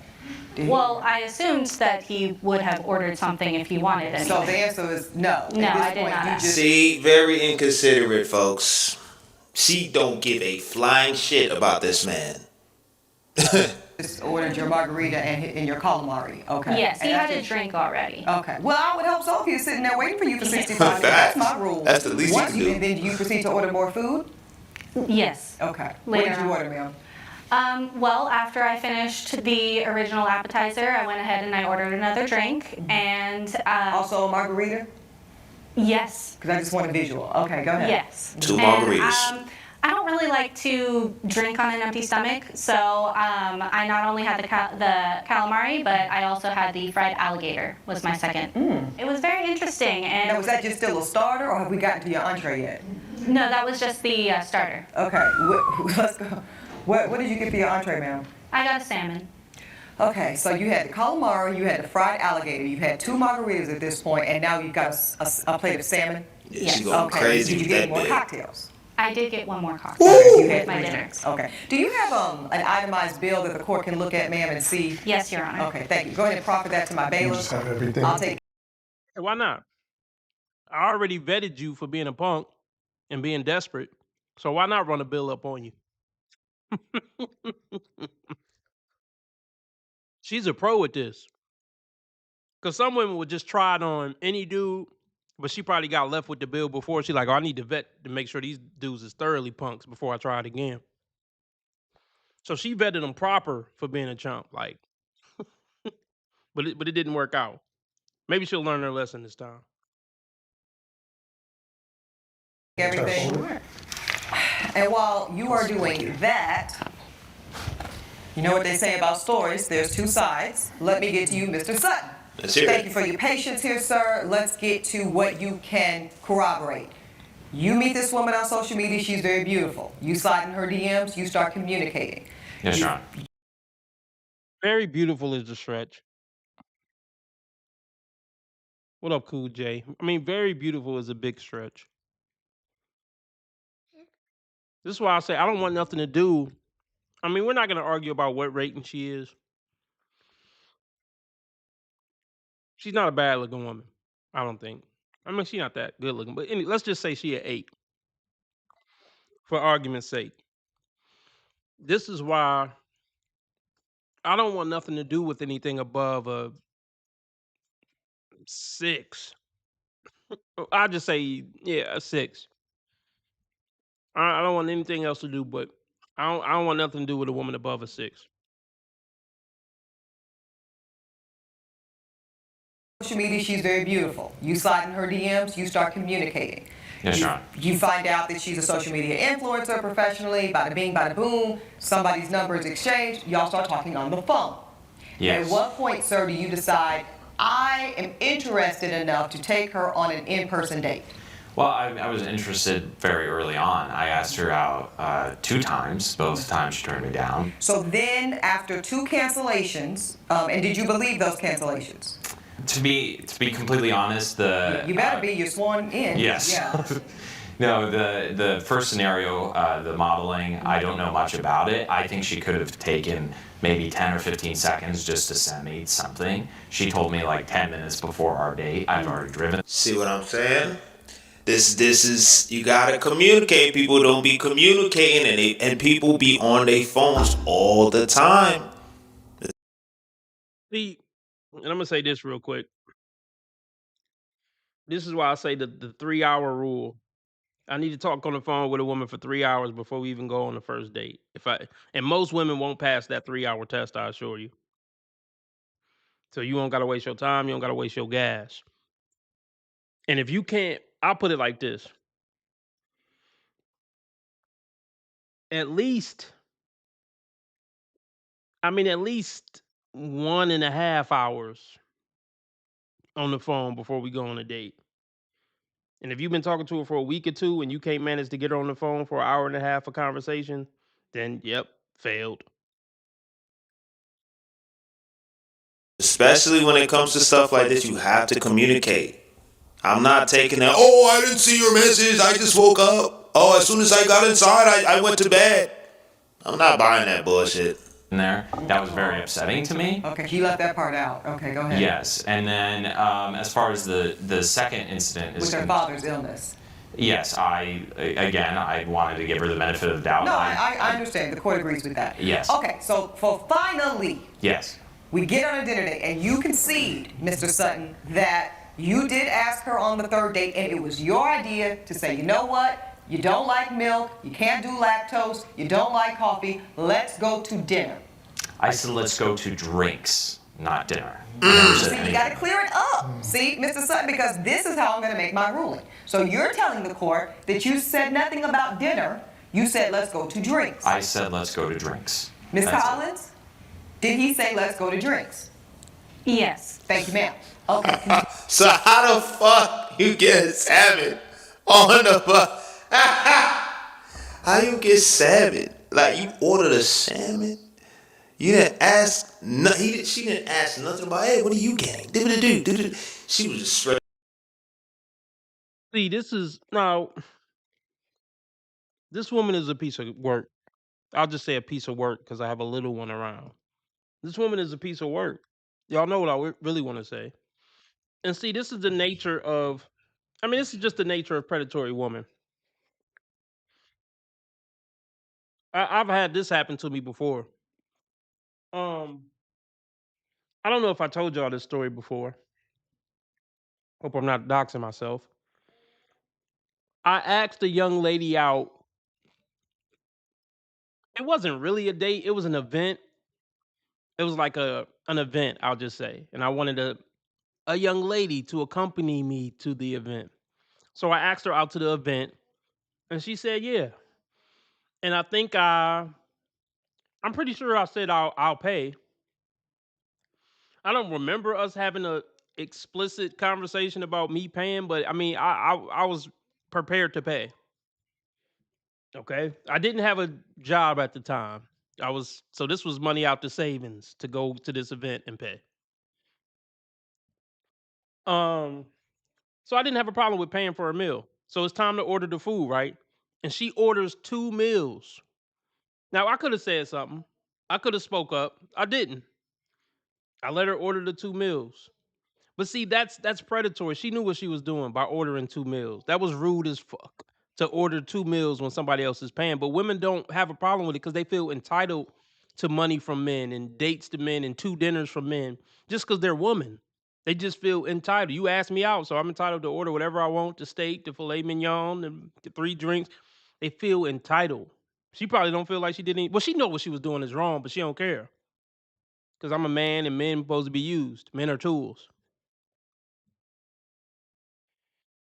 But let me give you some game too. If she was on a date with a dude she really liked, she would have never done that. She did it to me because she didn't like me. She didn't want to date me. She didn't care what I thought about her. It's kind of like the whole thing that women aren't gonna go if let's say a woman need $50, right? And she got 10 dudes on her phone. 2 of them dudes she really like, and she really want to be something with them one day. She really want to be taken serious by those 2 Chads and Tyrones in her phone. If she need $50, the last 2 men she's gonna ask for the $50 from are the Chad and Tyrone in her phone that she really like. She gonna ask one of them 8 guys she don't like for the $50 because she don't care if she blow them up and you get mad. She don't care because she don't like them. But she ain't gonna ask the guy she really like for the money.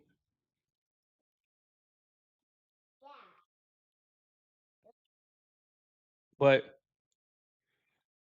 I was young. I was young. I damn sure would say something now. I definitely would say something now.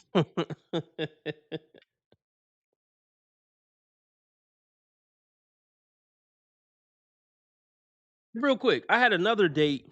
I had another date where I told her I would pay. It was the first date. Um, the waitress was getting smart with me. The female waitress was getting smart, trying to be funny. So that was annoying.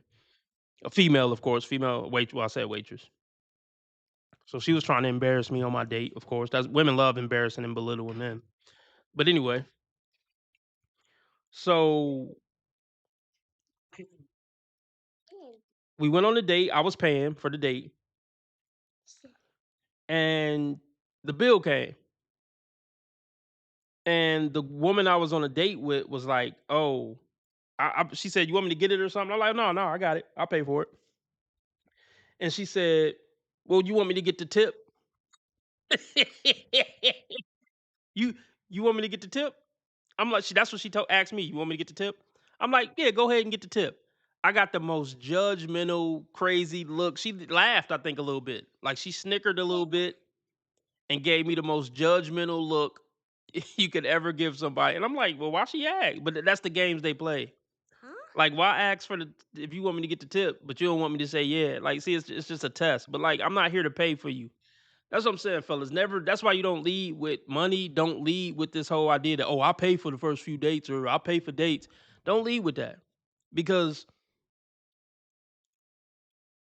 I don't ever want my relationship with a woman to be based on I'm gonna pay for you or I'm gonna pay for stuff for you or buy you stuff or you gonna get all these dates paid for with me. No, I don't want our relationship to be based off of me paying for stuff. I would never set myself up for that type of relationship. Oh, it's a little bit wobbly here.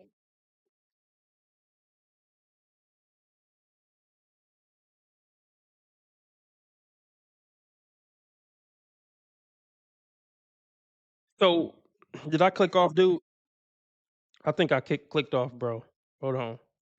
Did I click off that first video? I must have clicked off. But remember that first video we started with, where the dude paid for everything and she don't know what's going on and nothing. See, yeah, that relationship was probably set up from the start. That yeah, I'm paying for everything, babe. You ain't got to worry about nothing. Just sit there, look pretty, and be feminine, and give me sex. and I'm paying for everything. You ain't gotta worry about nothing, babe. That could no. Don't ever set up a relationship like that. No, bitch, you gotta pay for something, or if you ain't paying for nothing, you got a whole lot of catching up to do far as value. It's work to be with me. A woman should know it's work to be with you. If men of value make women work to be with them. That's how I look at it. People don't respect what they didn't have to work to get and maintain. Let me say it again. People don't respect and value what they didn't have to work to get and maintain. You understand? So no, a woman got to work and maintain me somehow, some way.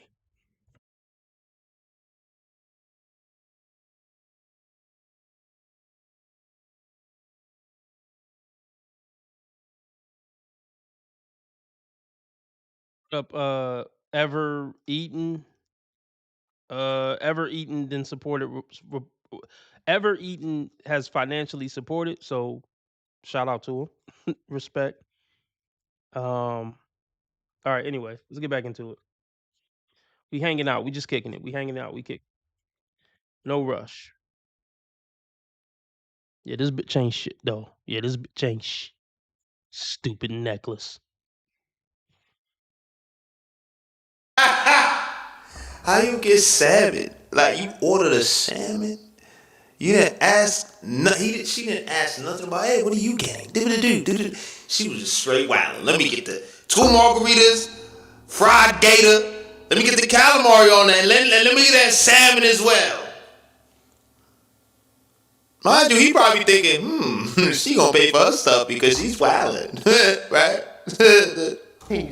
First, she reschedules twice, as we mentioned, and then finally we lock in a date, and it's during happy hour at I noticed that. I didn't want to say nothing. 5:30. Happy hour is nice. But when you said that y'all were meeting at 5:30, it's happy hour. Okay, go ahead. Continue. Yeah, and I made that explicit that I wanted to meet at happy. Oh, you said that. Okay. Yes. And one thing I like about somebody that's direct is you know what to expect. Exactly. So if you going for happy hour, what made you think you get a fried calamari, salmon, all these different things? You already know, okay, we're going for happy hour. It's going to be a drink for highlight. Some people just be trying to, you know what I'm saying? Just take advantage and then, now you're in court. Let's go. So there's an indication when someone says, I want to take you out during happy hour, you know what time it is. Right. Right? I mean, hello. Right. Okay, go ahead, sir. So you own that you are looking for a happy hour experience. Continue. Yes, so I get there at 5:20, Your Honor, and I get a phone. The women in the background are smiling. I mean, I know Ebony just told a joke, but women already know the game. Women are naturally red pill. Women are the red pill.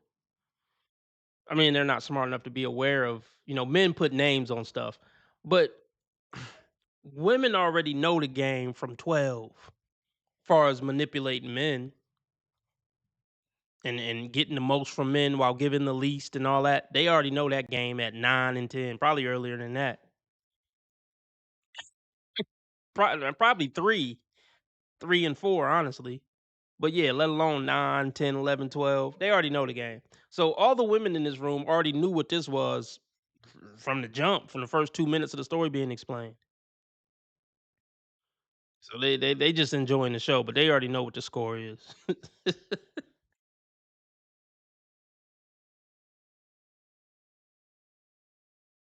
So you own that you are looking for a happy hour experience. Continue. Yes, so I get there at 5:20, Your Honor, and I get a phone call from her at 5:25 saying she'll be a few minutes late. Okay. I interpreted few minutes as a few minutes. I guess that And then means you something else found to out her. it was 45 minutes. It was 45 minutes. She was still at her crib.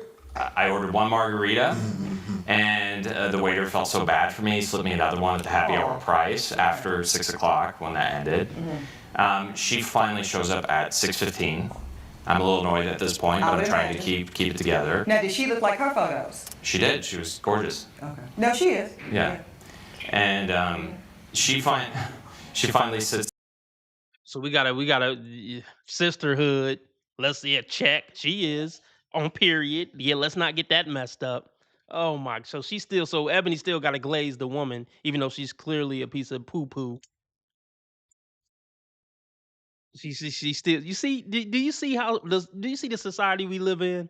Even in a situation where pretty much everybody in the room pretty much agrees that this is a garbage human being, we still got a period. Yep, check that box off. She's gorgeous. Let's not get that effed up. You see what I'm? Can you imagine this same scenario where the man is clearly a piece of trash and yeah, he is handsome. Let's get that established. Everybody snap your fingers at that. He is handsome. Banging body too. But yeah, he is scumbag, but let's make sure we stop the show to acknowledge that. No.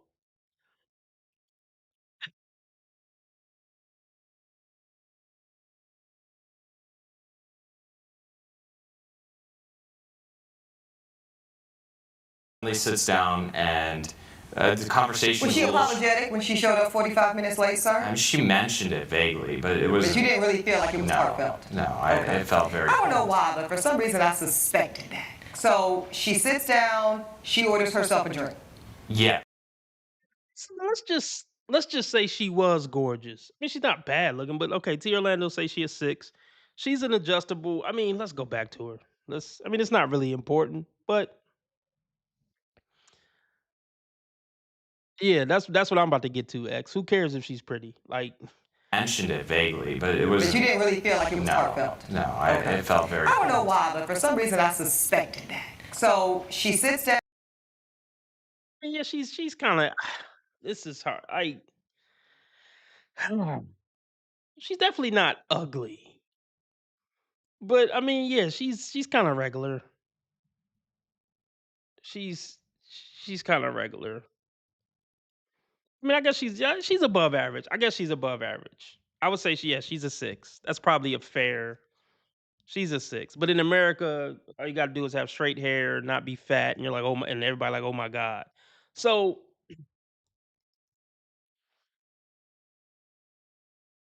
like, but let's just say she was a baddie. Let's just say she was Rihanna in her prime. Who fucking care? Like, what weight does that really hold? The most overrated thing on planet Earth is a beautiful young woman. The most underrated thing on earth is an average Joe good man.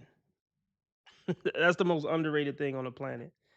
Uh, she's clearly a horrible person. Like, I can't do anything with pretty. Like, okay, you're sitting here being pretty. That doesn't bring value to my life. So, I mean, yeah, in the girl's mind, you're lucky I'm even sitting next to you. And I was thinking about this. I was thinking about this the other night. Pretty doesn't. Well, let me tell y'all a little story. But the point I want to make is pretty doesn't mean anything. Like I basically just said it. Pretty is the most overrated thing on the planet. Women don't realize that it doesn't matter that they're pretty. I mean, I get it. The world hypes you a little bit, but they're not smart enough to think deeper. In the grand scheme of things, being a 20-year-old 10, me being a grown ass man, I realize that it doesn't mean anything. The purpose of you being a 20-year-old 10, technically from an evolutionary biology standpoint, is to get the highest quality man to lock you down. That is the point of your beauty. So, and I told that to a woman once, and she got offended. She was like, "That's really mean." I'm like, "Why? Why is that really mean? It's just the reality of the world." But anyway, what else is supposed to be the purpose of your beauty? Whatever.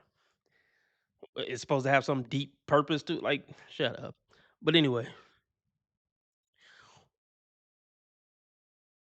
the purpose of being a hot 20-year-old is to lock down the highest value man and get commitment from him and have his babies. But that's not what women a hot 20-year-old is gonna do. They're just gonna suck up all the attention and get iPhones bought for her, get social media following these days, She's gonna go down the path of Satan. But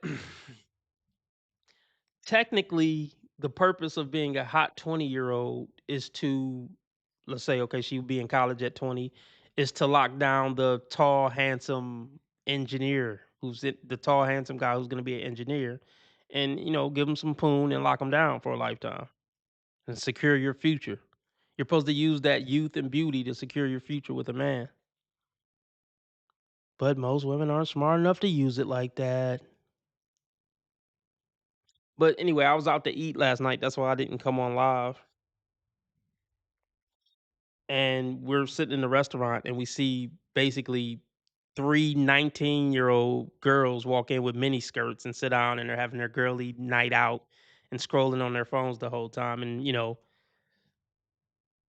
me and the person I was out with, we just kind of look at each other and laugh. And they're like, the girly night, like we're looking hot and we're looking so fetch, and we're like some college girls, and we're just out on the town. We're tearing the town up. We're just like these fucking idiots. They have no idea. They have no idea. They have no idea that what they're likely doing with their life right now at 20, which is getting plowed by chads and basking in the drama of it all. They don't realize that they're completely ruining their lives. I mean, I know, look, I could just tell from seeing these young 20-year-old girls all in their mini skirts sitting at the dinner table, they're already cooked. Which is sad. I felt a little sadness sitting at the table. Like, these bitches don't even know they're already cooked. Out in public dressed like hooks. They're already cooked. And it's sad, man. And they're not going to realize until they're 40, talking about where are all the good men. But let's continue.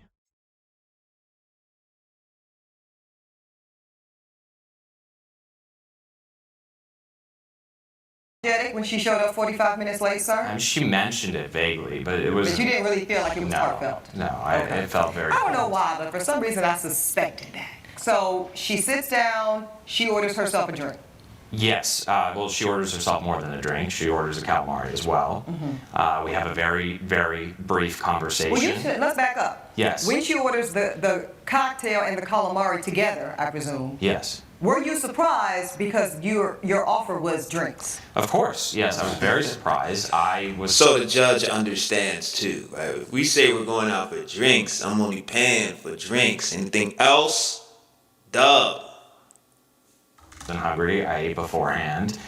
We said we were meeting for drinks.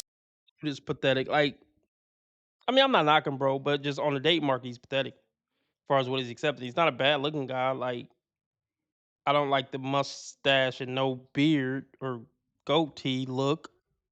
Kind of a pedo look. But anyway. I mean, he's not a bad looking guy. But this is kind of like, he kind of gives me vibes of the guy of the first video where the woman didn't do nothing in the relationship. And this is what I want to break down real quick. If you have a beta simp punk energy, it don't matter how tall and handsome and fit you are and how good of a job you got. Most women aren't going to like you because mentally you're a bitch. You may look masculine, you may dress nice, great job, body ripped. So in your mind, why don't the girls like me? Because mentally you a punk. And they can pick up on it instantly. It gives low self-esteem, it gives lack of confidence, it gives, I'm gonna run all over this bitch. That's what the girl thinks about you. I'm gonna run all over this little bitch. Like, he also gives the vibe of a man who would never tell a woman no, no matter what. And women are disgusted by that, and they should be, frankly. They should be disgusted by that. And I gave off that energy at one point in my life, and now I understand why women were disgusted with me, and they should have been. It's not because I'm ugly or super short. It was the mental. And they could pick it up instantly.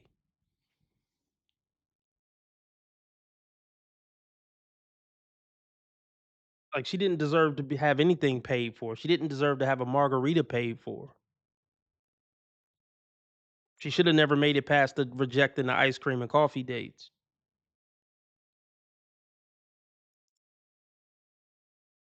Like, he should have predicted what type of time she was on when she was like, "Oh no, I don't do coffee dates and ice cream dates." AKA, you got to spend some money to come sit next to me.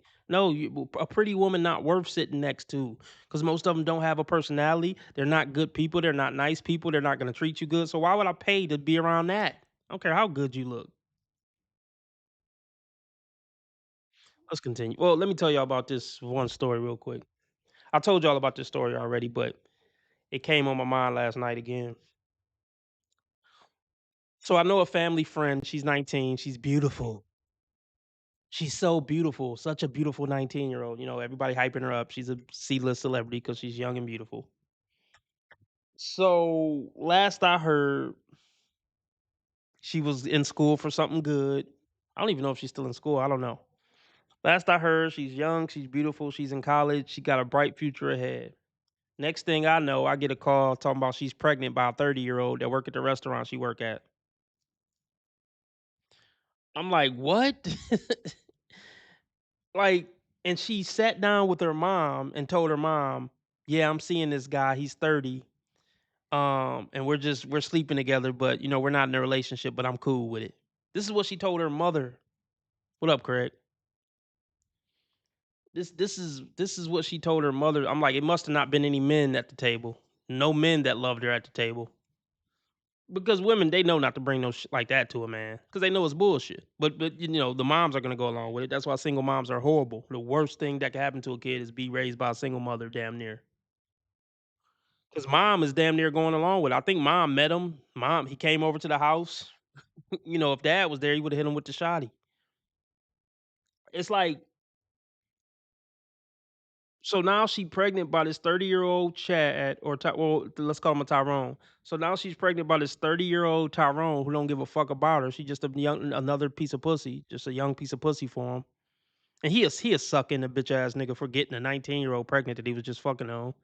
Let's not negate that. He's a bitch ass nigga. So why throw your life away? You're a pretty 19-year-old girl. Why the fuck you want to throw your life away by getting pregnant by some nigga you're not even in a relationship with and you're not gonna be with him? Because they're morons, bruh. And all they care about is looks and tingly feelings. And they're willing to destroy their whole fucking life in the pursuit of looks and tingly feelings. These bitches is retarded, and that's why they should be controlled by men. These bitches ain't fit to run their own lives. The fuck, man? They're fucking retarded. There is no other explanation. You know the 30-year-old is some tall, handsome motherfucker. And he got 10 other hers. They willing to throw their whole life away just because a motherfucker tall and handsome. It's retarded. Most women would rather be the king's six-string whore than be an average man's queen. That's why they got to be controlled for society to be decent. Another story. It was a chick I had a crush on when I was younger. She never fucked with me. She friend zoned me. I get it. But then she would always come around complaining about how the bad boys and players were fucking her over and breaking her heart. I'm like, yeah, well, should have fucked with me. Anyway, so, and she ends up getting pregnant by some motherfucker with 4 kids by 4 different baby mamas. And of course, he was tall and handsome. Like, they're retarded. Why would you throw your life away? So let me guess, you thought you was gonna be lucky baby mama number 5 and you were gonna change him if you pushed out his kid? Even though 3 and 4 other women didn't change him by pushing out his kid? You're retarded. Like B-dubs choose to complicate their life and be pathetic stereotypes. They chose it. That girl had every option in the world to get with some dude who had his life together. She didn't want it.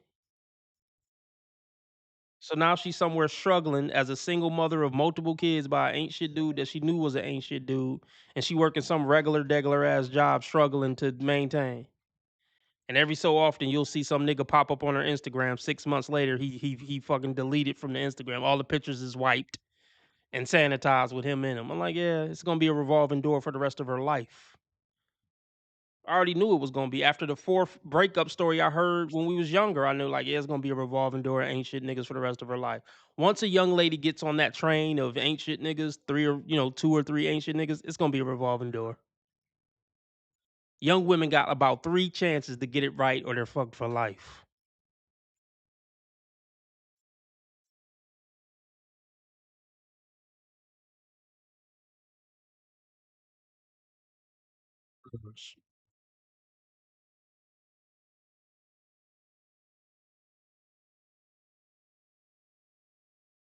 I was very surprised. I was So the judge understands too, right? If we say we're going out for drinks, I'm only paying for drinks. Anything else? Dub. and hungry. I ate beforehand. We said we were meeting for drinks specifically, and I just didn't think she was going to be ordering food. And I don't eat fried food like that either, Your Honor. Right. Well, it doesn't really matter. The point is, if you say drinks, she starts ordering cuisine, Exactly. and you are shocked, but you don't say anything. You just shocked. Now, at that point, because I'm just curious, were you contemplating the possibility that maybe there was going to be a split check at some point? Like maybe if she's hungry, she'll take care of her food, but allow you to treat her to cocktails because that was the nature of the agreed upon date? I thought we were meeting up just for drinks, Right. and I thought she was going to maybe fit the bill for her, but what she did in the subsequent moments made me question the entire thing. Okay, so yeah, what did she do then? Well, by the time the waiter brings over the food and the margarita, she is on her phone. She's on social media. She's posting, and she starts acting like I'm not even there. What do you say about that, Ms. Collins? Were you working on this date? Well, I am going to be taking photos and I am taking videos. I'm with That's a handsome working. young man, and I mean, I suppose, yes, considering the fact that I am an influencer, it is Correct. working. I can't stand a chick. We're on a date and she cannot put her phone down. This old This is his fault. He knew what type of girl she was when he clicked on the Instagram profile for the first time. He knew what it was. He knew what it was, man. What did he think? If the date went good enough, he was gonna get laid, or this was gonna be his girlfriend? Bro, you could have looked at her Instagram and say, okay, this is a highfalutin broad. She probably wants some dude who going, trick off on trips and fancy gifts. If you're not that guy, which you aren't that guy, why? I'm not saying she's better than you for it, but you already know what the score is. If I work at Lowe's, I'm not about to go try to take some snooty Instagram model on a date thinking that something is going to come from this worthwhile. Whatever. bing, bing, bing. Take a picture. I'm about to dig into my meal. Oh, don't take a picture. Don't eat it yet. I'm about to take a picture. I'm hungry. What are you talking about? And they got the nerve to crop me out of it. I'm about to be like this. Make sure to put my face in that motherfucker too. on photograph. Okay, so you're working on the date. You now feel... I usually don't bring my work to it. And let's get to that, sir. What do you do for a living? I am a substitute teacher. Okay. Nice. What grades? K through 12. I'm able to Go into where you're certified. Yes. That's My son got some Okay, so you work in diversity in education. his resume. You're now on a date. Your date shows up 45 minutes late. She immediately pulls out her phone and starts engaging and really working on the date. Yes. While she's ordered so far a calamari and a margarita.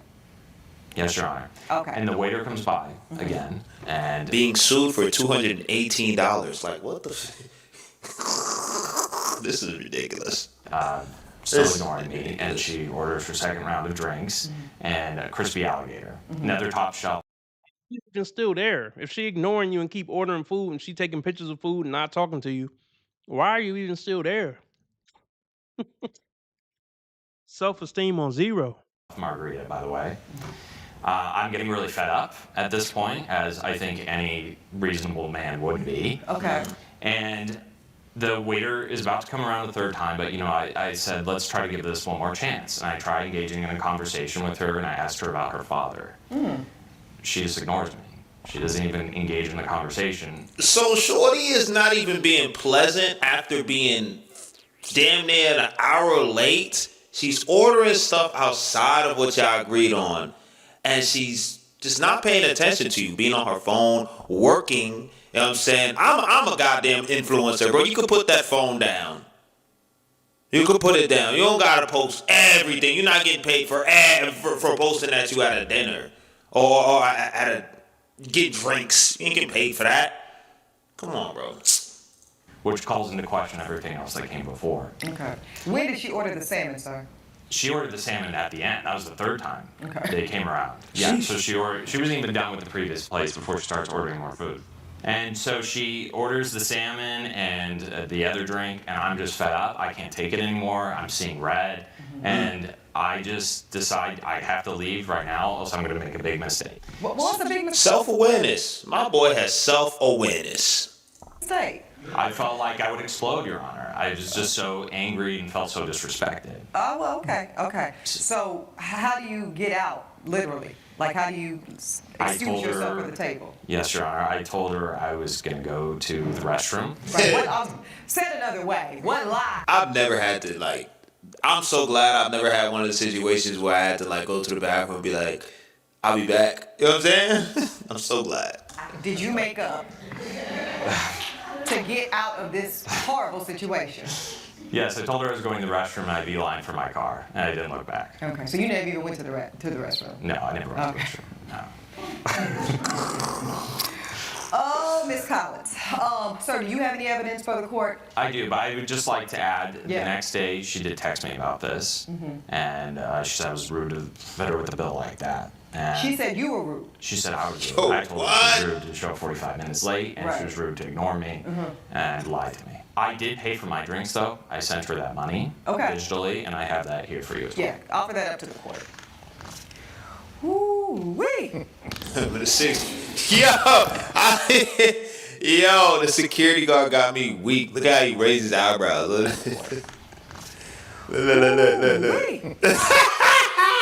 He like, yo, she tripping. Whole court laughing. You're a clown for disappearing on our, quote, date and not paying. This is from the plaintiff. Defendant says, I said I wanted to meet for drinks, that's in caps, not dinner. Madam plaintiff says, you're just full of it and cheap. Defendant says, just sent you $20 for my drinks. Go find another sucker. I ain't the one. My boy. Well played. Well, you were a sucker. You were, because it should have never even got to a date. There was numerous times you should have been opted out. So you still kind of are, but you kind of grew a pair at the end, sort of. Yeah, she's suing him. I know, crazy, ain't it? Well played. Well played. Not a bill, $190. You pay the rest. What? Sensational. I do see where there was a digital $20 sent. Ma'am, did you receive this money? Yes, Your Honor. Okay. I don't think I have to hear any more from either of you two. I've seen this story before. The court is ready to rule. Now, nobody hates a cheap man more than me. Nobody. What this court will not condone is women or men coming into my courtroom under the guise of chivalry when what they're really doing is dating for dinner. Ma'am, you are dating for a meal. Facts. It's low integrity. It's anti-feminist. And for lack of a better term, it's trifling. Believe it or not, counterintuitive, you cheapen yourself. You cheapen yourself. You become a version of a type of prostitute. I'm just going to tell it to you plain. And I don't believe that's what you intend. Now, if this is a man you are seeing, if this is a man you are dating, You wouldn't treat him like if this is that. a man who you've invested time and energy into as well. Listen. The men she had whoopee with over the years. I mean, she look a little old. I mean, what? She getting too old for this crap. Like, all this is going in one ear and out the other. There's a human being in there somewhere, I guess, maybe. There's not a brain in there, but there's still probably a human in there somewhere. But, look, there's plenty of guys who hit. There are plenty of guys who hit these skins who never spent a penny on her. Remember, the guys they really like don't have to pay a penny. A penny. And I wonder how many times she got tricked, because it's easy to trick these gold diggers into thinking you got money. So I'm sure she got played with one of those scams 5 to 10 times, where a dude just had an impressive looking Instagram, made it seem like he had that cake, but didn't, but just hit it and then ghosted her.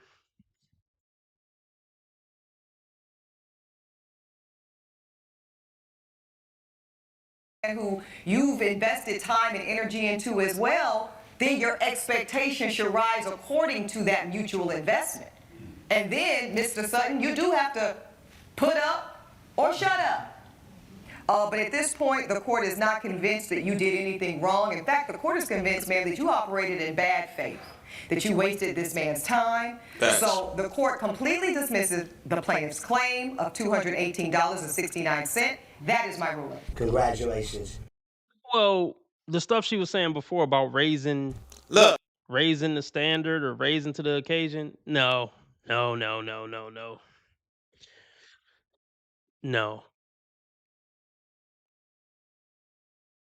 Let's just clear this up once for all.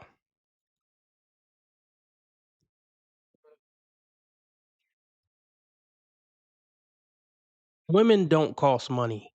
That's the myth that these women are tricking men into believing. Women don't cost money. When a woman really into you, she'll work 3 jobs and pay all the bills. Real shit. I mean, think about the pimp and hoe dynamic. They go out there and risk their lives every day. Like literally, like they go out there, they can get in one of these cars and not come back. They go out every night and risk jail and death to come bring the money back to a man they really like.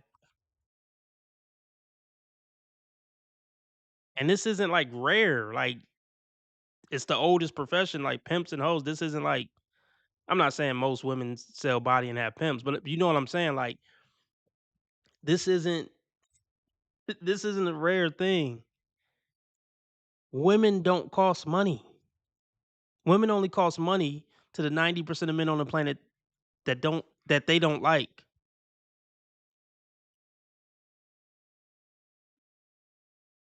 The privilege is just being with me. I don't have to pay for you. Now, I mean, yeah, if we together, we working together to build a life, whatever. I'm working, you working, but she's not with me for the money or what I'm contributing financially. That's why I'm not on this whole provider thing. Just like T Orlando, I'm not on this provider thing. I'm just not. Like, even if I was rich, I mean, if I was rich, it's just live out, play things. I don't know. But anyway, the point is, even if I was rich, you got to go get some type of job. And like I said it earlier in this live, you have to work to be with me. There is no easy life. There is no just getting paid for no work. And let me put it like this. This is a better way to put it. If I do pay for you,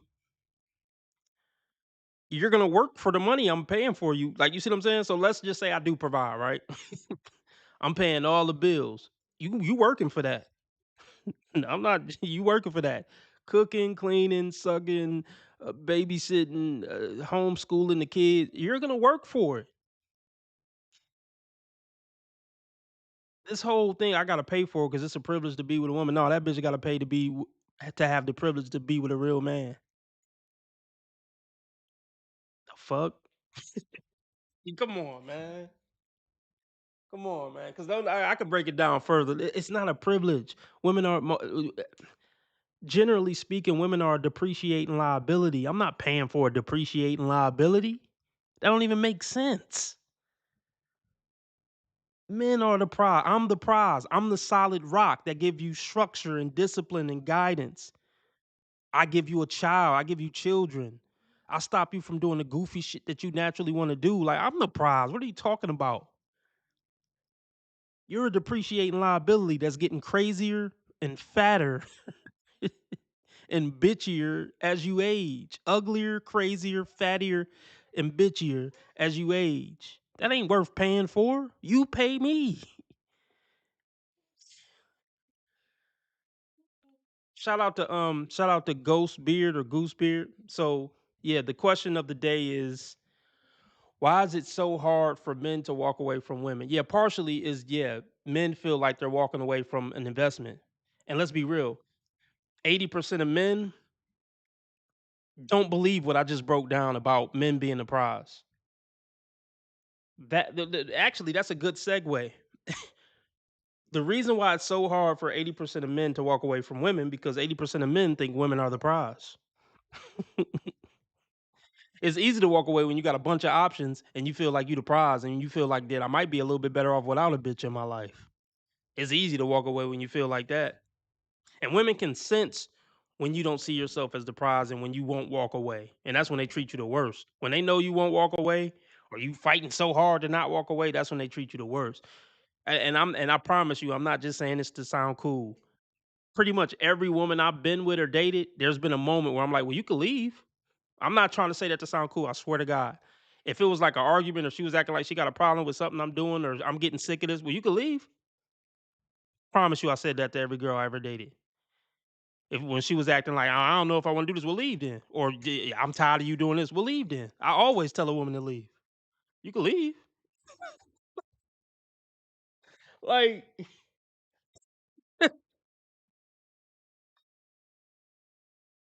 like I don't know. Let's just continue.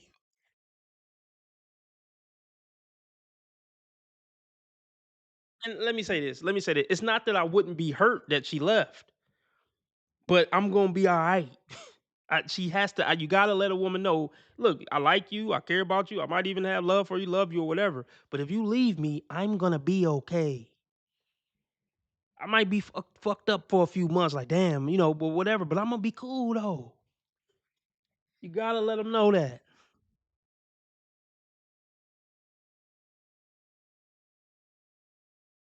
But yeah, let me break it down again. Another reason why men don't want to leave, most men don't have options. They don't know when the next time they're gonna be able to get a woman. You know how much pain, turmoil, money, and stuff that they had to go through just to get one girlfriend. You see what I'm saying? I'm trying to think of a good analogy. I'm trying to think of a good analogy. Uh,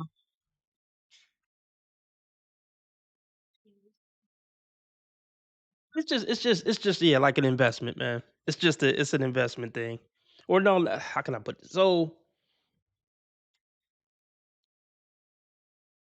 it's like going through all the blood, sweat, and tears to make it to the last semester of college or whatever you call it.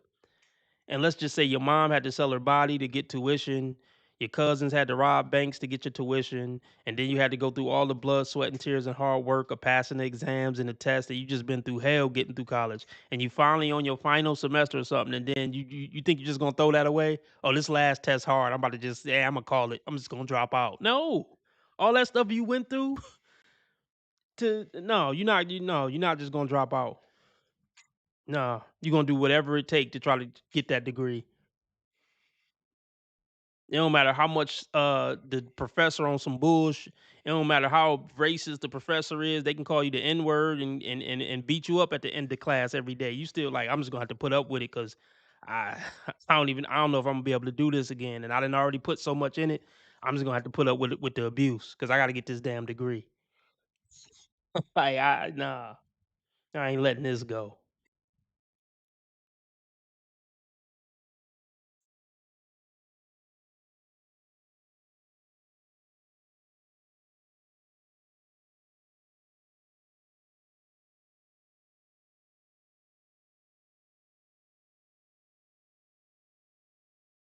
If a man doesn't enrich your life, if he doesn't go out of his way to if a man doesn't enrich your life, if he doesn't go out of his way to compliment you, if he doesn't listen to you when you're sharing something that you've learnt, if he doesn't make you feel safe around his friends, if he isn't curious about your experience as a woman, if he's not doing the research, if he's not calling Tell y'all something Sinful to P said. I heard him say it last night again. I heard him say it before. But he said he worded it like this. I don't know if I would word it like this, but it's a good saying. He said, "Women are a gift from God, but the gift is never more valuable than the recipient of the gift." I'm gonna say it again.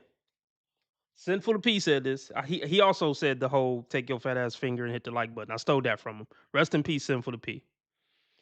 Look him up. He's still on YouTube. His videos are still up. He a pimp. Had a lot of wisdom though. He had certain things I didn't like about him, but that's just with anybody. But he definitely has some game about himself. Can't deny that. Let me say that saying again. I hope to stick with you guys. He said, "Women are a gift from God, but the gift is never more valuable than the recipient of the gift. And that's a fact. That's a fact.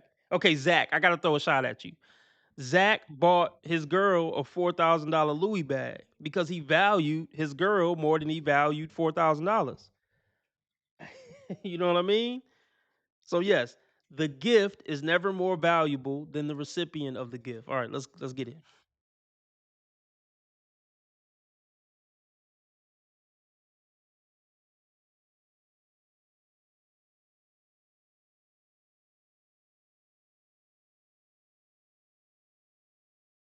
If a man doesn't enrich your life, if he doesn't go out of his way to compliment you, if he doesn't listen to you when you're sharing something that you've learnt, if he doesn't make you feel safe around his friends, if he isn't curious about your experience as a woman, if he's not doing the research, if he's not calling himself a feminist, get rid of him. It's time.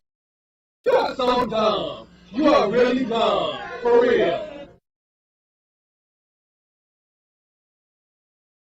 Is this camera on me? Yes. That's stupid. Use your common sense.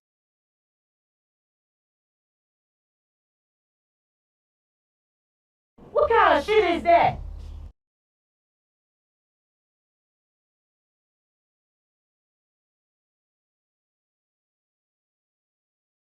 Or, here's another idea that's going to be very controversial. You could shut the up. Okay.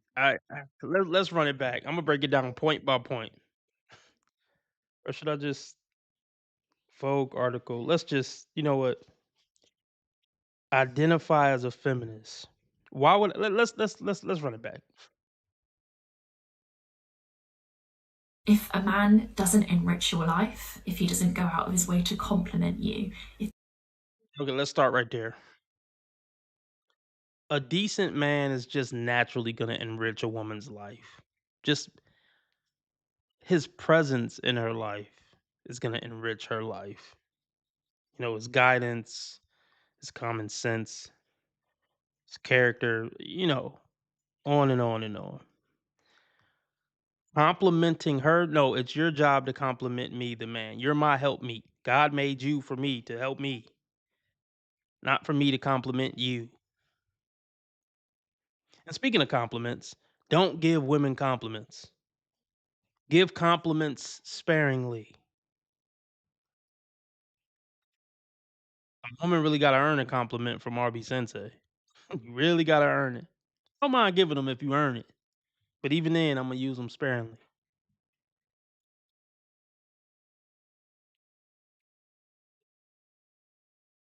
Her woman should be complimenting you more than you compliment her. I just put it like that. And how often do men get compliments? Exactly. So women should be complimented even less.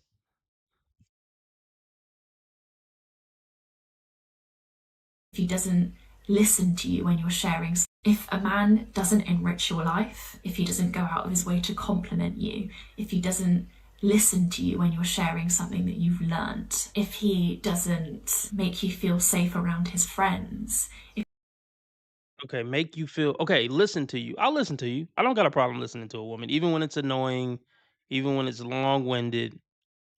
She's right. I'll give it to her. I think a man should listen to his woman. But also, it's important as a man to know when not to listen to your woman and tell her to be quiet. I'll just leave it at that. Yeah, comfortable around my friends. Yeah, I don't really have friends, but I'll agree with you that. But I damn sure, but I'm damn sure not gonna identify as a effeminist. No way, no how. Submit to this manhood, motherfuck. Female empowerment and independence. It's a tool of Satan. Female empowerment is a tool of Satan.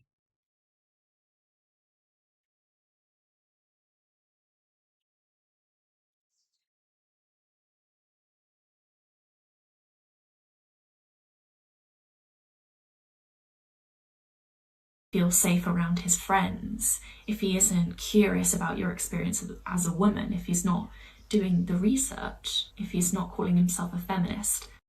Oh, look, okay. Am I curious about your experience as a woman? Your experience as a woman should revolve around me and our kids and what we got going on. So I don't need to be curious about it because I'm in tune with it. You're on my program. I'm already in tune with what my program is and what your experience is in my program. I don't care about what you got going on outside of the world if it don't pertain to the program I set up here.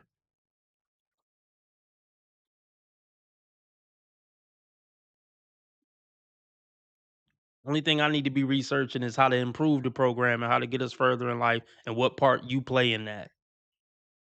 Everything else is poppycock and hogwash.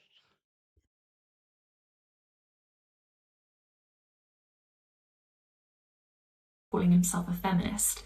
Get rid of him. It's tempting, what with, dating apps and social media, to just hyper focus on surface level matters, on a man's height, his fashion sense, just generally his appearance. And that often means that we neglect pondering what he actually brings to the table emotionally and energetically. Let's be clear. Let's be clear. He still has to have all that superficial stuff too to get through the door. Even with this woman. They always try to do that. We always focus on money and clothes and height. Let's focus on emotional intelligence and character and integrity. But you still gotta have that other stuff too. They leave that part out. Yeah, they'll get the character and integrity and emotionally intelligent after he's tall, handsome, and got a great job. But you see how she trying to word it like she's so noble and has such great character. It's a facade.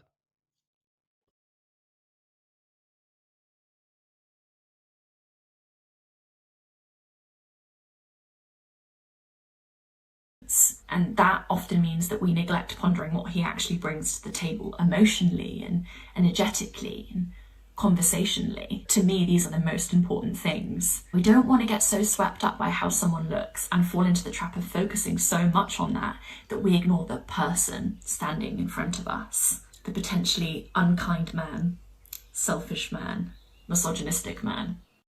Of course. Of course she's gonna make the bad faith argument. Of course yep, of course. Of course. You always gotta talk about how men are bad, misogynistic, and what if he's this bad thing or what if he's that bad thing instead of leading with a good faith argument about him being positive things and good things. Yeah. She's a man hating effness. No question. And according to her, you should be a man hating effness too, to be aligned with her beliefs.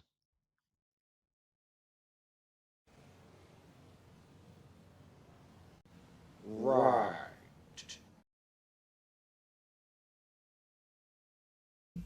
Selfish man, misogynistic man.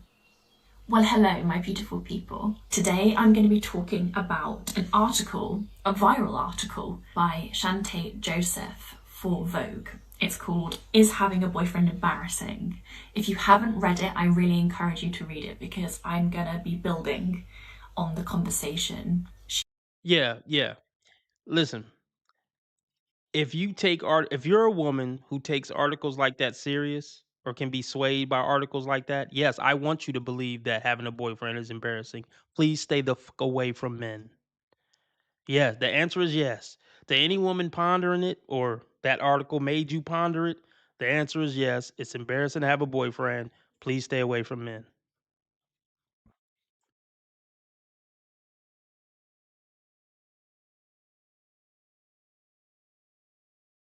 Because I'm gonna be building on the conversation she sparked in that article that has just blown up. I'm seeing people all over TikTok unpacking it and sharing their thoughts on it, and I think it's such a great dialogue to be having amongst particularly women, but everybody. So if you haven't read the article, it's basically talking about how women are posting their boyfriends less online because they're becoming increasingly embarrassed about having boyfriends, and there's a kind of like rising social value of staying single. And I just thought it was so interesting. The title. Well, why would that even make sense? But they're not smart enough to see the bigger picture. So the trend is going to be everybody should stay single. We should stop creating families, and if we don't have families, then society is going to crumble. Yeah, that's a good idea. Women are so easily manipulated by Satan. I mean, they've had a love affair with Satan since the Garden of Eden. They've never broken that bond since.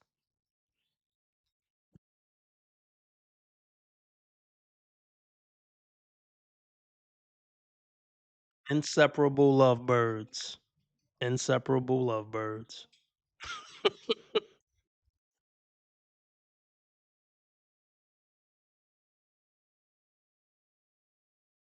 Because they're becoming increasingly embarrassed about having boyfriends, and there's a kind of like rising social value of staying single. And I just thought it was so interesting. The title in itself is so thought-provoking. Is it embarrassing to have a boyfriend? And actually, that's a question I'm going to ponder right now. Is it actually truly embarrassing to have a boyfriend? It's clear to me that having a boyfriend or dating a man is only embarrassing if it leads to you being treated poorly, if he consistently makes you feel insecure, if he uses you as an outlet for his frustrations, if he fails to communicate with you, if he dims your sparkle. And let's be honest, a lot of men do this to women, not just in romantic relationships as well. Emotionally intelligent, feminist, empathetic, socially aware men are really hard to come by. Those are the guys, let's be clear. Those are the guys that get screwed the least by women like this. This sounds good on YouTube. I'm willing to bet she never had bedroom fun with a guy like that in her life. Those are the guys that get friend zoned by even Effiness. Effiness love getting plucked hard in the back of a dumpster by a strong, toxic alpha male. Oh my goodness.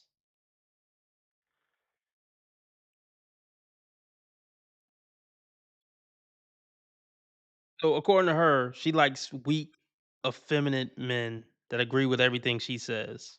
Ma'am, I don't believe you. I don't fucking believe you. You're not telling the truth.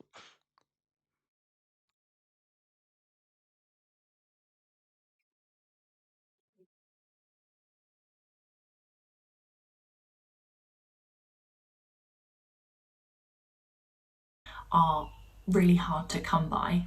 So generally speaking, if a woman is pouring her time and her energy into forming a romantic relationship with a man, you can assume there's some serious self-sacrifice going on. And that is embarrassing if you can just simply choose not to be with him, if that is very much an option for you. The article by Joseph that was so well received marks a wonderful shift in culture and wider opinions. You know, on a mass scale, we're really starting to truly believe that women deserve better than insecure, controlling, sexist men. Women are really starting to feel embarrassed if they're involved with a man who isn't good for them. And Basically, what she's saying is real men follow behind their women and let their women lead the way. And you know, real men get on a woman's program. A woman getting on a man program is toxic and controlling. But a man getting on a woman program is progressive and enlightened. Make it make sense, folks. Make this goofy make sense. The CIA and Satan are doing the Cabbage Patch right now.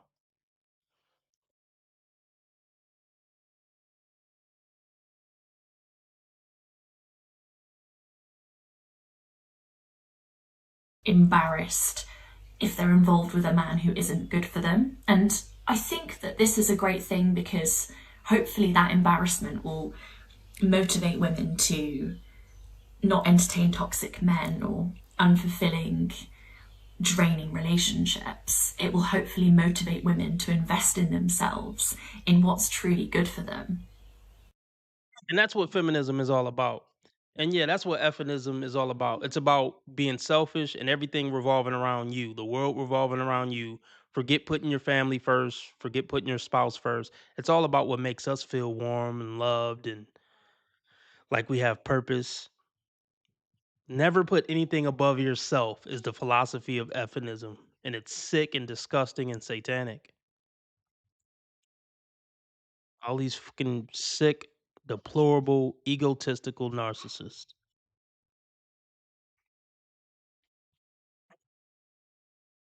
What up, Iron Kettle? Salute. Good morning. Good to have you here, my good sir. Shout out to the 37 people watching. You picked the best damn stream you could pick.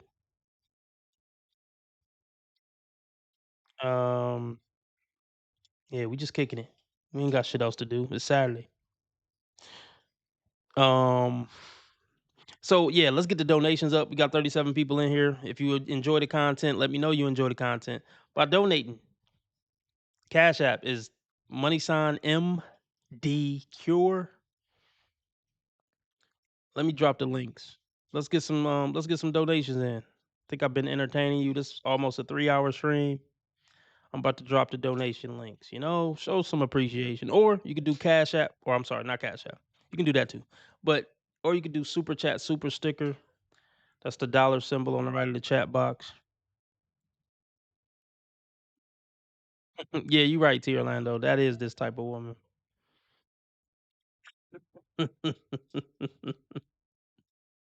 Oh my gosh.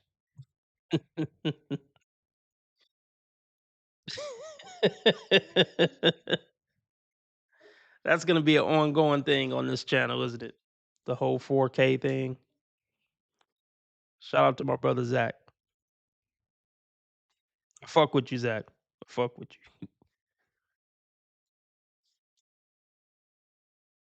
Also, everybody watching, if you like my I don't content, think women should. Also, everybody watching, if you like my content, subscribe to me on Rumble. Link is in the description. Rumble is the cool place to watch RB Sensei. But also follow my new channel. This channel that you're watching me on now is just a live stream channel. Hi, Shut up, lady. it's Haley. Nobody cares, Meg. So anyway, follow me on Dating Dysfunctions. That's my actual channel. This is just my live stream channel. Yeah. Link is at the top of the chat and should be in the description, or you can just type in Dating Dysfunctions on YouTube.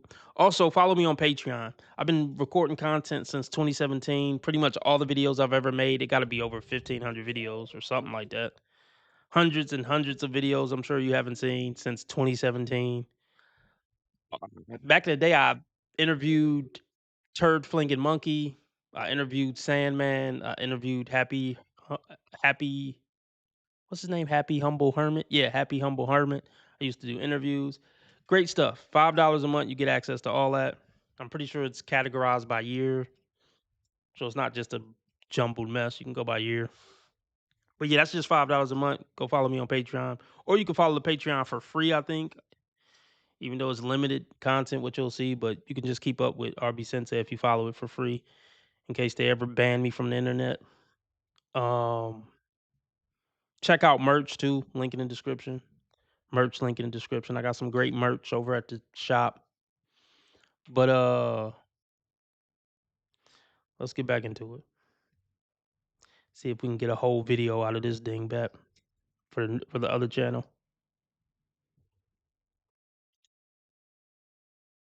It will hopefully motivate women to invest in themselves, in what's truly good for them. I don't think women should be held responsible for men's behavior. Sometimes you are just going to be with a partner who blindsides you, who is toxic, but I don't think that is a reflection of the woman as much as it is of the man. We should be holding the men accountable. Just wanted to add that bit of nuance in there, because I think it's easy to point fingers at women and be like, why are you entertaining this horrible man? Rather than actually pointing the finger at the man and being like, okay, so it's not women's fault. So women shouldn't take accountability for picking and staying with horrible men. It's all on the man for being horrible, right? It's not on a woman for picking men like that time after time after time again. Women should never get a finger waved at them, right? Shut the fuck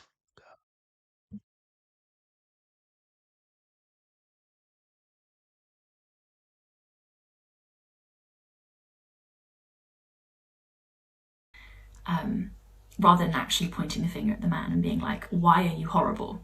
This is a problem that Let's be clear. Let's be clear. You're right. The guy's horrible, but society already calls out horrible men. There's no problem in society far as men not well, there's no issue in society where horrible men don't get called out and held accountable for being horrible. We do live in a society where horrible women don't get called out and held accountable. And also, yes, I'll make that point that Jacob just made. Behind every bad man is a woman who made him that way. That's true. Romantically, yeah. Behind every bad man who treats women poorly, there's usually a bad woman, his mother, or some bad women in his dating history that made him that way. Not always, but that's a factor for sure.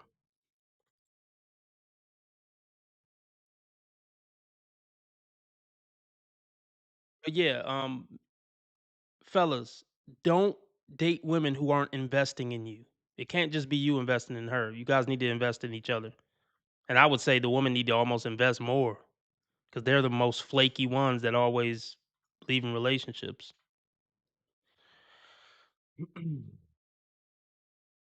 But yeah, let's be very clear about this. Let's be very clear about this. If you're a woman who only dates horrible men, you're a horrible woman. Like attracts like. Good people don't want anything to do with bad people. Let me say that again. The last thing a good person wants to do is have something to do with a bad person. So all these women who have all these horror stories about all these horrible men is because they're horrible too and they love it. They love the horrible treatment because they're horrible people too. For different reasons, but yeah, they're horrible people.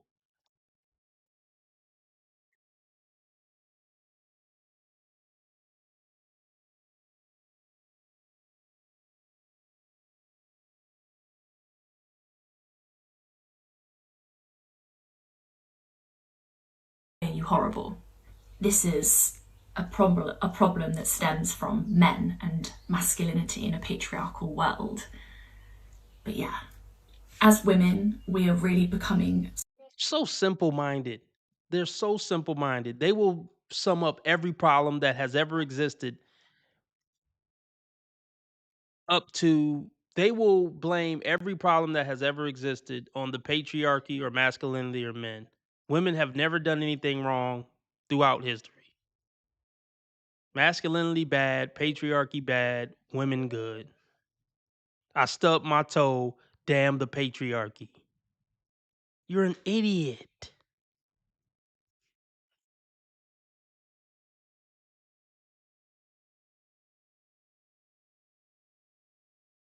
patriarchal world. But yeah, as women, we are really becoming so aware. We're waking up to the mistreatment of us. And I love that we're all kind of encouraging each other to not stand for it. I just think it's great that it's becoming cool for women to raise their standards and to choose to stay single over being with somebody who doesn't add to their lives. Men have been doing this for ages. You know, it's about time that we have a chance to be picky too. Now with Shut the fuck up. Shut the fuck up. For niggas spy out you, nigga. Shut the fuck up. Yeah, women have never been picky. No, yeah, women have never been picky. That's just something they're trying on for size now. Yep. It's always been men who've been the picky ones.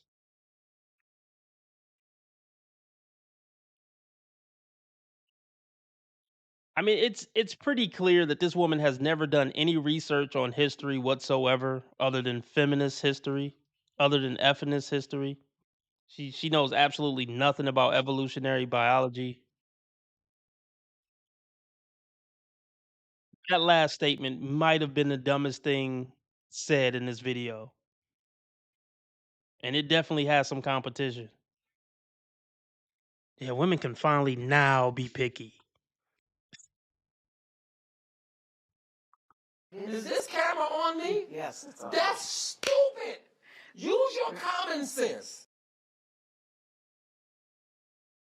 You know that anger you get when you deal with like a person that's just completely stupid? What's wrong with your brain? Like why did you not see what you are? Like, and I get there with women, I truly do.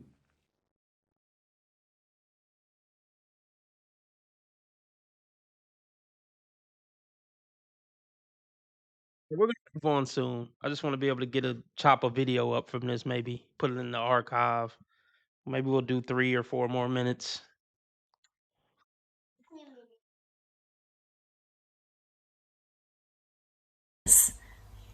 You know, it's about time that we have a chance to be picky too.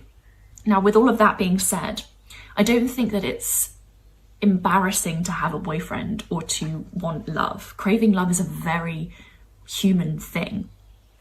We're wired to desire connection and closeness with other human beings.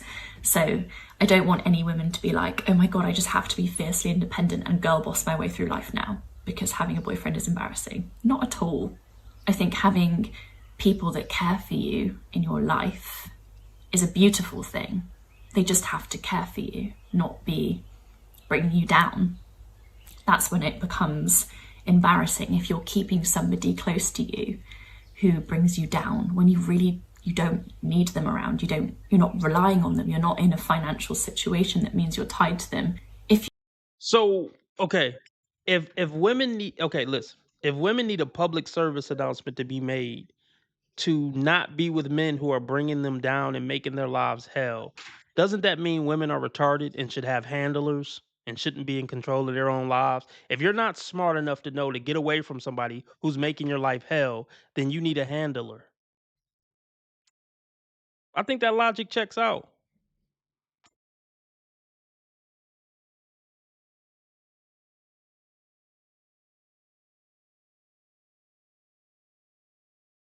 You're not relying on them. You're not in a financial situation that means you're tied to them. If you're currently dating and you're actively searching for somebody special, I don't think that's embarrassing. I really, really don't. I think it's beautiful that you have space to introduce someone into your life, that you have the time, that you feel ready to be in a relationship or ready for love. I think. All right. Arson Around says women don't want love, they want a project. Let's break it down. Do women want love? No, they want excitement. They want dopamine hits. They want, I'll just say that. Women don't want love, they want dopamine hits. And they don't want a project. Let me debunk that myth about a project.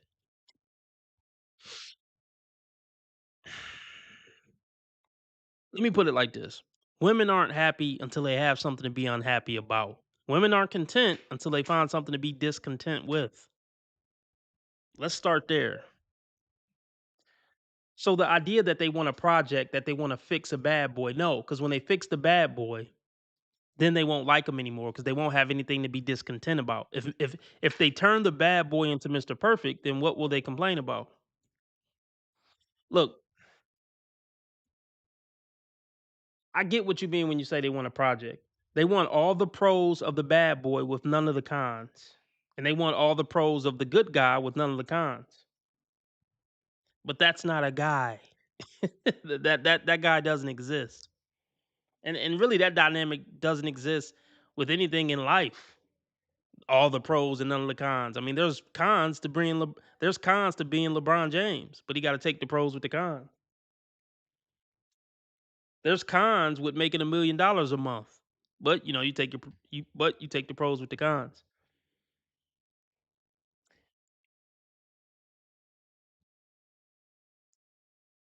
It's not that women want a project; they like evil men. They don't want to change his evil ways. They like his evil ways. That's what got her pussy wet that's what got her pussy wet to begin with.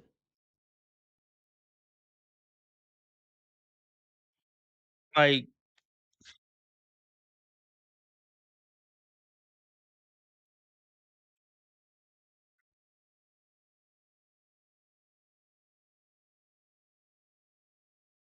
listen to me. They're always gonna find something to complain about with a man. I don't care if you're the good boy, the bad boy.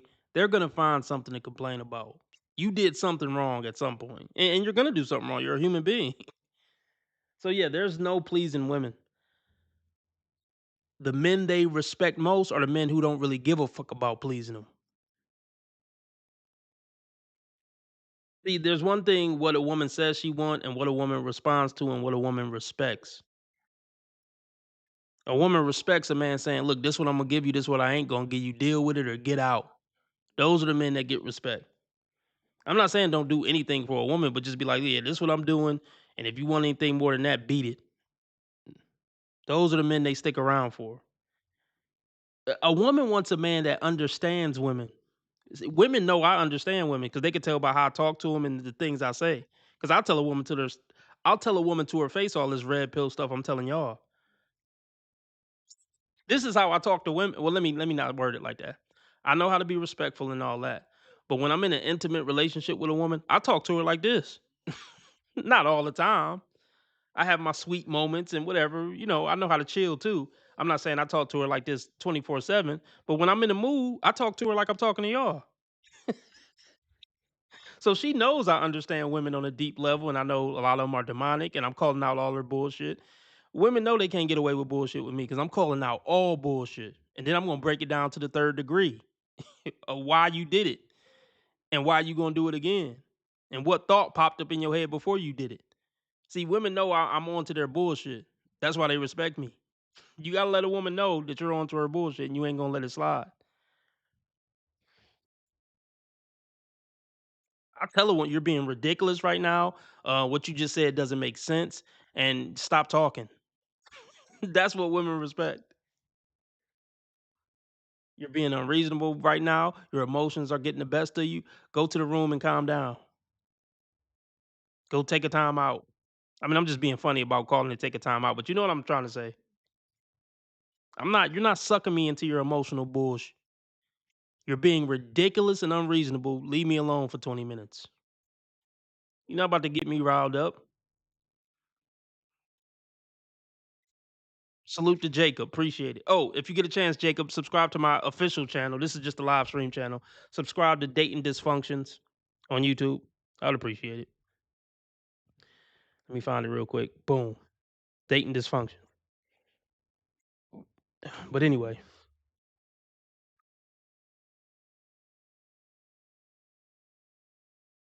Yeah, see, here's the thing. A woman is going to spend her whole life trying to destroy you. So it's not that they want a project. Well, that is their project. Can I destroy this man? So it's not a matter of the project is me changing the bad boy into the good boy. The project is, you're right, women want a project. And this is the project. Can I destroy this motherfucker? Whether he the good guy or the bad guy, the project is, can I destroy him? Is his nuts big enough and is he intelligent enough to not let me destroy him? That's the man I want to be with. The man who will stay strong and be masculine and maintain frame for 50 years while I try to destroy him and gaslight him. Now, many men will say, well, why is it even worth it, bro? She gonna shit test me for the rest of the relationship? Yes. And you're right. That's a good argument for to just, and yes, you're right. It ain't worth it. There's an argument to be made. It ain't worth it. My argument is for the 10% of women who are good women, it could still be worth it possibly. But for the other 90%, hell no, it ain't worth it. See, that's why you have to maintain leverage over women so you can make them do what you want and make it be worth it. Like, bitch, I'm running you, I'm controlling shit, and I got all the leverage, so you're going to do what I need you to do. And I'm going to make sure it's worth it for me or get out my door. That's where the power, control, and leverage comes in. You dictating if it's worth it or not because you're going to make sure she do what you need her to do because you're going to make sure she do what she need to do and she on your program and she handling your business. But you can't do that if you don't have the leverage. If you married her and moved in with her and had a kid with her, she got all the leverage. She can sick the government against you. She running that shit. If the woman got the marriage leverage and I got your kids and all that, that's way too much leverage. She running you. No matter what you think, she running you. If you maintain the leverage, then you can make it worth it. Because you're gonna do what I say or get on my program or you're gonna leave me alone. But yeah, relationships where women have the leverage, no, it's not worth it. Respect to Jacob. Respect.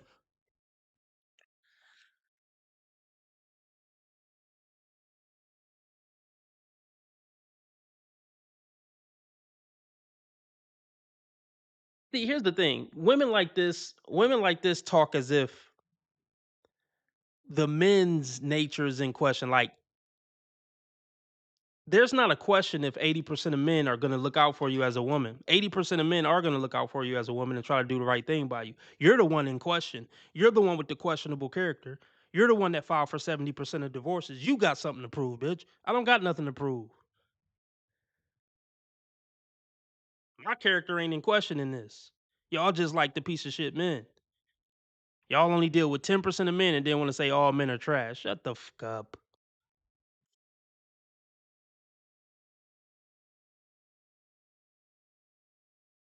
I really, really don't.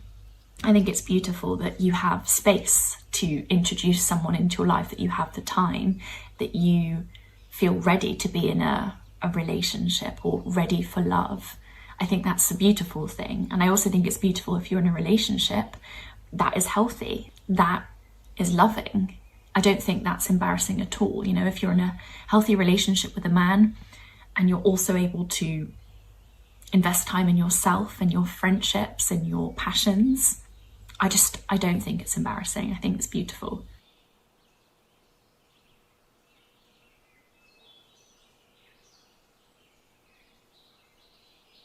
Unless a man enriches your life, don't pursue him. I know it's easier said than done.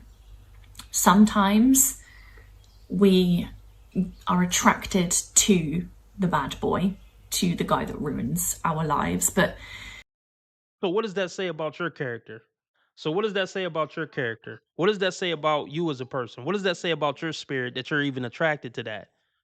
What kind of person would be attracted to Satan? A demon.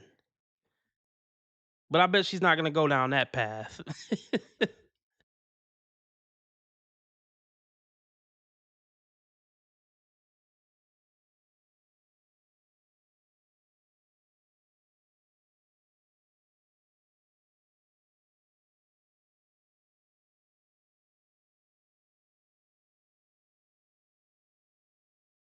to the bad boy, to the guy that ruins our lives. But I think that can become glamorized and just joked about too much. We need to take that seriously. If we're attracted to the life ruiners, I think it's not something we should just joke about with our friends. It's something we should reflect on and journal about and maybe go to therapy about, because there's nothing cool about a bad boy. A bad boy is somebody who doesn't respect you, who doesn't take your feelings into account, is somebody who is clearly deeply unhealed. Oh, is there some accountability creeping in here? Just some? Maybe a little? Okay, I'll give her a little credit for that little moment. I'll give her a little credit. See, Catherine, I'm not so bad. I'm fair. I know you're probably not here, but salute to Catherine, the trainee friend of MDC live stream, the trainee friend of the channel.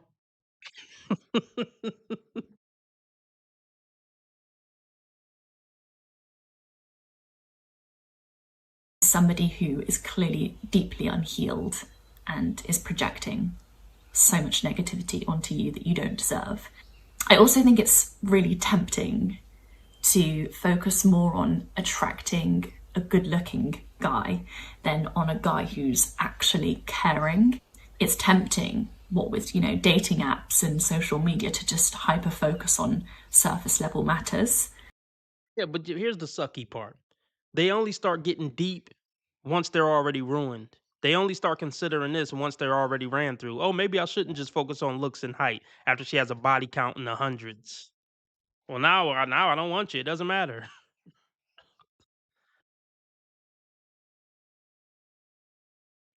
Yeah, you missed it, Craig.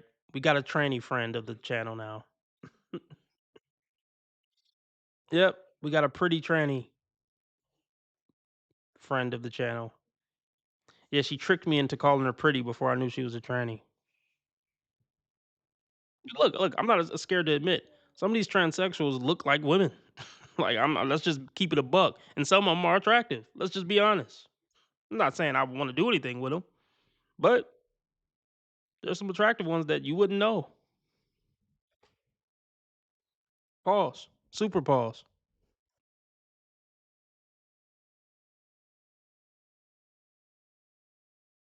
social media to just hyper focus on surface level matters, on a man's height, his fashion sense, just generally his appearance. And that often means that we neglect pondering what he actually brings to the table emotionally and energetically and conversationally. But to me, these are the most important things. I need a guy, or I need a person, because I'm pansexual, so I don't actually need a guy. But I need someone that's actually going to engage with me. What kind of shit is that?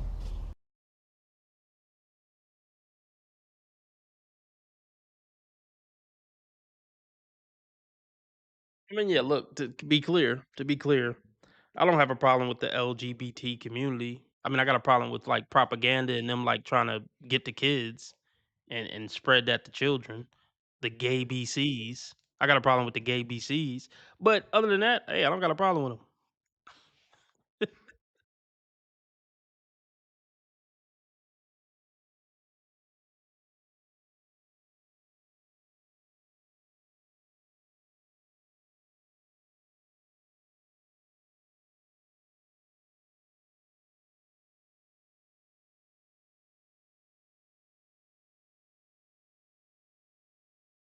I do got a problem with ML Web and the gay BCs, but other than that, look, I don't got a problem with the LGBT community.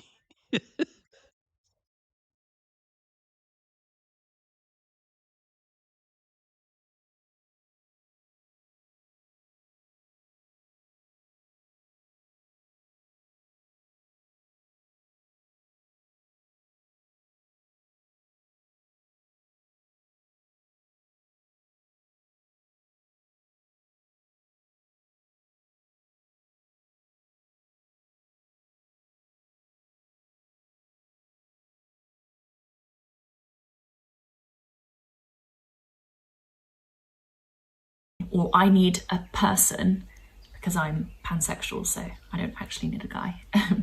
But I need someone that's actually going to engage with me and strike up intellectual conversations with me. I need somebody who's able to actively listen to me when I'm sharing something about my life.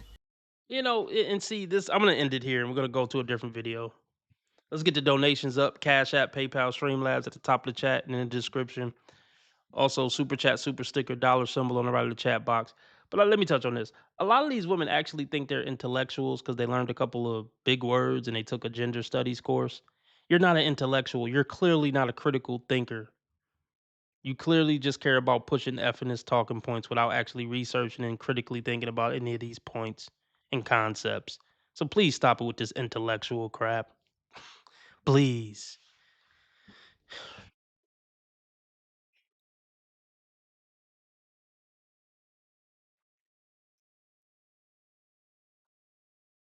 This is true. You're not chasing men, you're chasing dopamine. You might have to check out one of her videos. I think she's pretty big. Well, she's not big, but she got 30,000 subscribers. More than I've ever seen. But yeah, whatever. There's plenty of mindless drone dingbats willing to follow whatever chick running off at her mouth.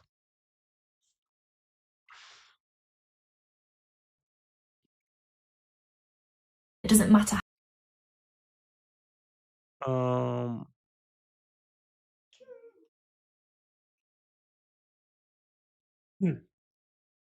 I'm hungry. I'm about to go get something to eat and I'll be right back. Let me play another video.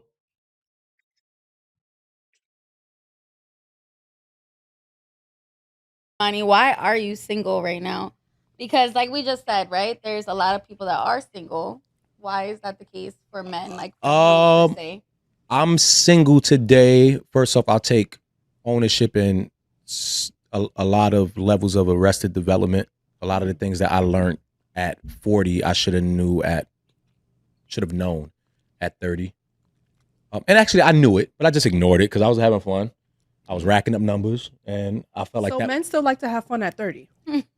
Men still like to have fun at 40. 60. And don't get me wrong. 60? And don't get me There's no wrong. hope for us. 70? I'm having so 70 is crazy. let me now give you why. Hold on. No, you ain't talking, lady. Because we looked at her Instagram. The blondie, the bald blondie, it's nothing but party girl thotty behavior. So I don't want to hear you want to have fun to those late ages too.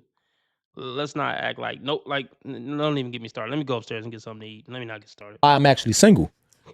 I'm single because I am still in a space of acknowledging my faults and my wrongs and working on changing them, but also knowing that in order to do that, I have to fix me first before I can take someone seriously.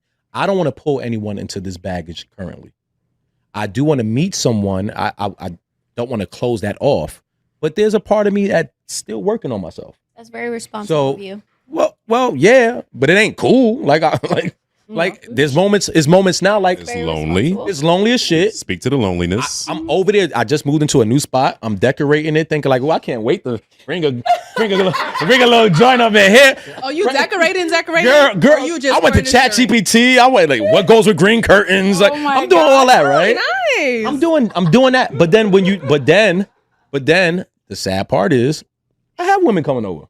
Whoa, can I? But it ain't the women that I want to come over. Wait, can I stop you there? So I want to just say that's already where you went wrong, because you have a new space and you did all this extra. All this extra. You already fucking up stuff. So now let me to do that, but you're going back to your old ways. So now let me tell you why I'm single, because now this falls. I addressed what I'm doing, right? What's happening is the quality women that I'm meeting, they can spot a nigga who ain't ready for a relationship from a mile away. I've met so many quality women. Like you're not emotionally available. Not even emotionally. They can see this is not someone that I can build future with. That's the way you decorated your house, isn't it? No, my shit fire. Does your shit say family? No, but it has like a little our home heart thing. But no, they like, yeah. But they can read and like they should. You're a nice guy. We can have a great time, but no, I'm not about to sit here and take a risk with you. You got baggage. You got kids and baby mamas and all that. Hella baby mothers. Yeah, like girl, don't blow me up. Shit, Hella girl, you asking you nosy. No, but I mean. 5. No, not 5. No, don't give me that many. Okay, 4. Oh, okay. 3. Hey, that's not bad. So, as a 42-year-old man with that level of baggage, who's now trying to introduce himself to quality women as someone who's trying to do different, it's a hard task to do. It also comes with changed behavior. It also comes with changed conversation. And that's something that I'm still tackling in the moment. That's the most transparent I can be about it. So why don't you take a break from dating then? Because I don't. I was gonna say, I thought that's what you were saying. Yeah, but that's that's the why whole trick to it. You got to be able to go through your celibate season and not worry about discipline. Anybody but It's you. definitely discipline. And Yo, can I ask you, are you in therapy I at went all through or it. no? Okay, so I did. So I am in therapy, right? But my therapy is and this is a whole nother conversation that at some point men should have in response of how they relate their relationships with women. My relations to women and how I built my relationship with them coincides with my relationship with my mom. Of course. Always. So when people talk about mama's boy, I'm a self-proclaimed mama's boy. And who common for no, it's men with no, moms and women no, with dads. no. Isn't that like a common thing? No. The way I was taught to love What was I've through my mother. My mother showed me unconditional love. She showed me unconditional love so much to the point where I never had any real repercussions to the things that I did that was wrong. Not just as a man, but even when I did them to other women and she witnessed it. My mother never sat me down and said, what you doing to these women are wrong. She loved me through and through. And as long as I had that love, I expected every woman to maneuver in the same fashion. Where was your It dad? took me a very long time to be able to step back. It took me for her to pass, for me to step back and recognize that. That was the first step. The second step was to also be okay with saying that out loud. Now the next step is be able to say that to another woman, have her to appreciate the growth that I'm going through, still going through, and see the better in me. That's a lot for any woman to deal with. Mm-hmm. I recognize that. So that's why I'm really single. It's not because there's a woman I can date right now, but that wouldn't be the quality of woman that I'm trying to get me to that next level as a man. Yeah, but don't you see when you elevate yourself as a man, like mentally and emotionally, then that level woman, it was going to be right there. But if you're still playing games and bringing women to your house that you got no business being with, then you're still just running on the hamster wheel. Listen, I agree with you. And like I said, it's discipline along the way. I hate to go back to the crack, but it's like a crackhead. It's hard to get off the crack. It's hard. It's hard. And I fall victim at certain moments of wanting that flesh next to me, wanting to have someone I can emulate that real thing with. But I know at the end of the day, it ain't real. So you like playing house and lying to yourself. I like comfort. And it's not real comfort though.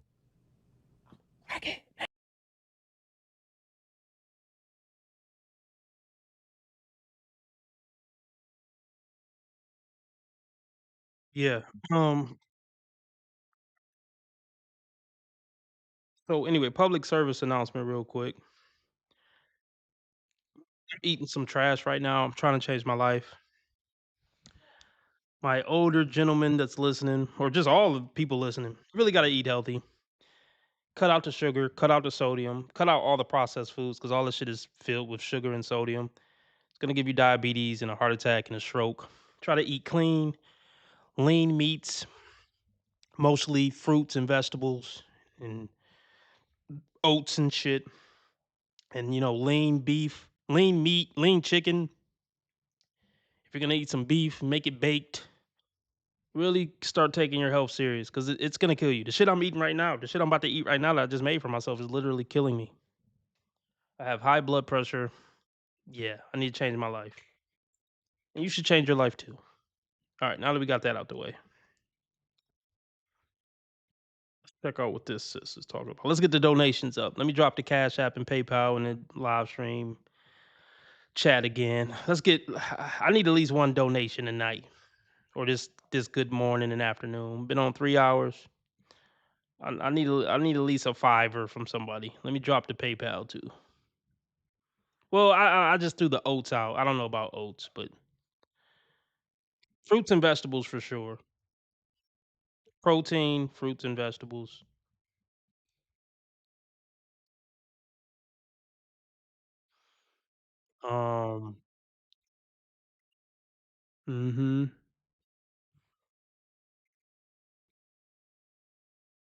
Definitely more health conscious, even though I've been eating cookies and chips, and I'm about to eat some pasta. So today is terrible. Last night was terrible when I went to the restaurant, but I still am more health conscious. I'm eating more vegetables than I've ever ate. I'm being more conscious about trying to eat better. I'm doing it half the time, which isn't good enough, but I'm working on it. I'm putting some real effort and making a real change. All right, let's see what she's talking about. With her duck face lips and her nose ring.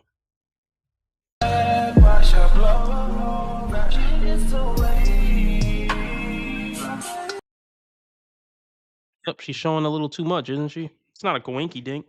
How else is she going to get attention online? It's not her brilliant mind, right? Yes, you are.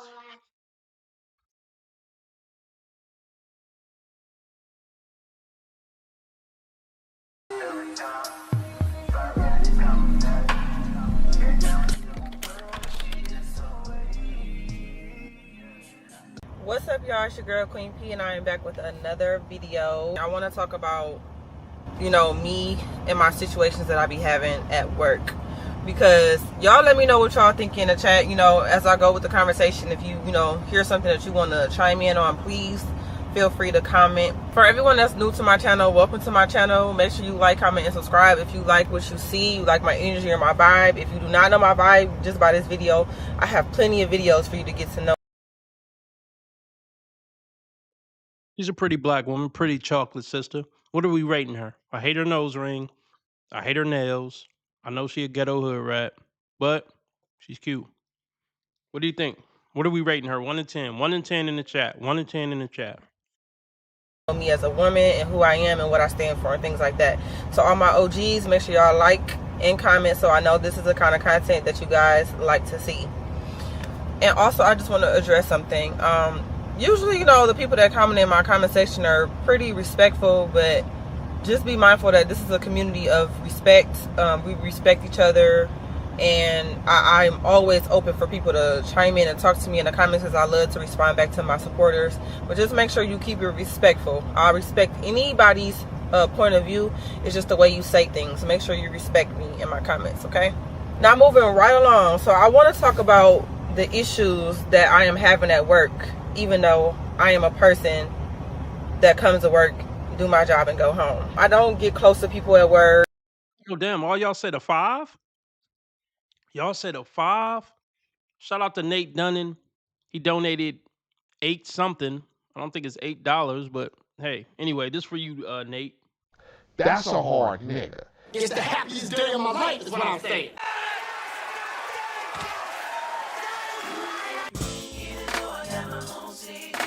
Hit it, hit it, hit it, hit it.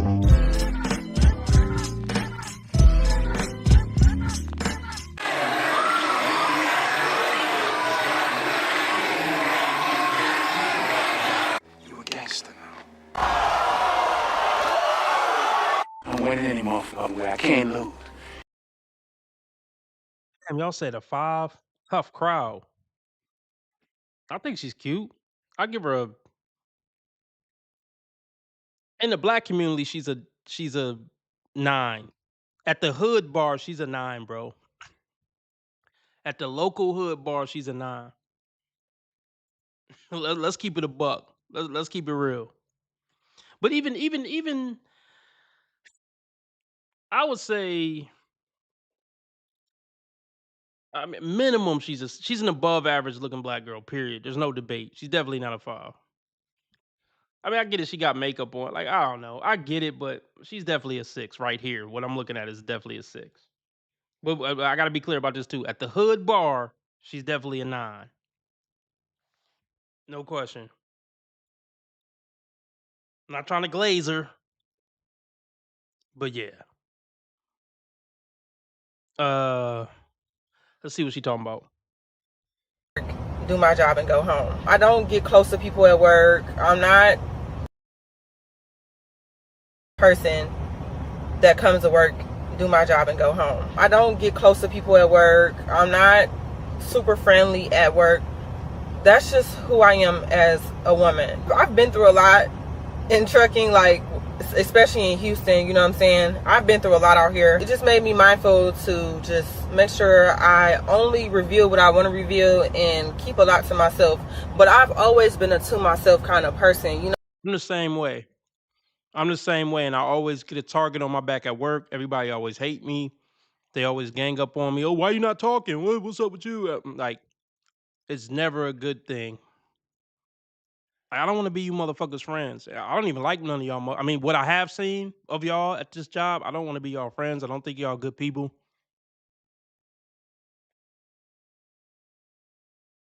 You know what's funny though, and ironic?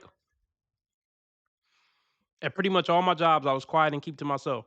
But ironically, the coolest people that work there, clearly the cool, laid back, decent human beings that work there, I always end up having a good rapport with them though. It's no coincidence that I always end up being halfway cool with the cool motherfuckers. But yeah, if you quiet at work, you're going to have a target on your back, for sure. You know what I'm saying? I have my people that, you know, I love dearly, and they get the most of my personality. You know what I'm saying? Even you guys. I love you guys so much, and I'm always, you know, open to give people good energy, good vibes, and, you know, learn them as a person. But see, I get how it can be off-putting if somebody's just not saying anything. But I mean, get over it. Just either spark up a conversation if you want to spark up a conversation, or just move the fuck on. Like, oh, he don't seem like he want to talk, and move on with your fucking life. Motherfuckers be obsessing over it and having this big beef with a motherfucker who ain't even saying nothing to him.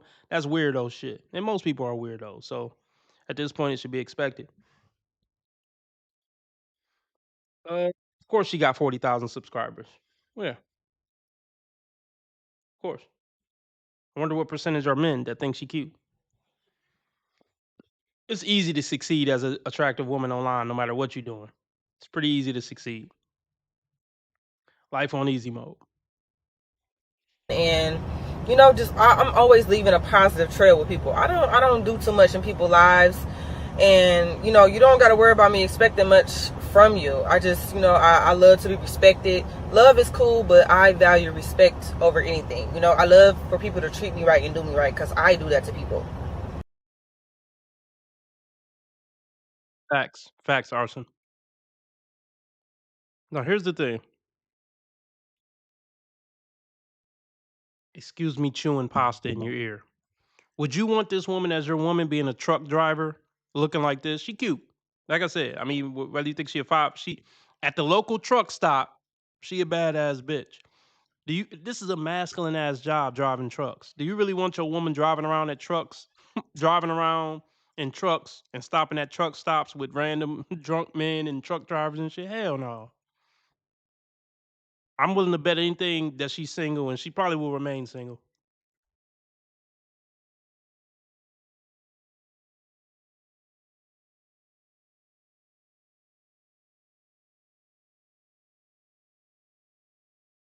Love for people to treat me right and do me right because I do that to people. So, you know, at work, I feel like people are so, like, just so messy,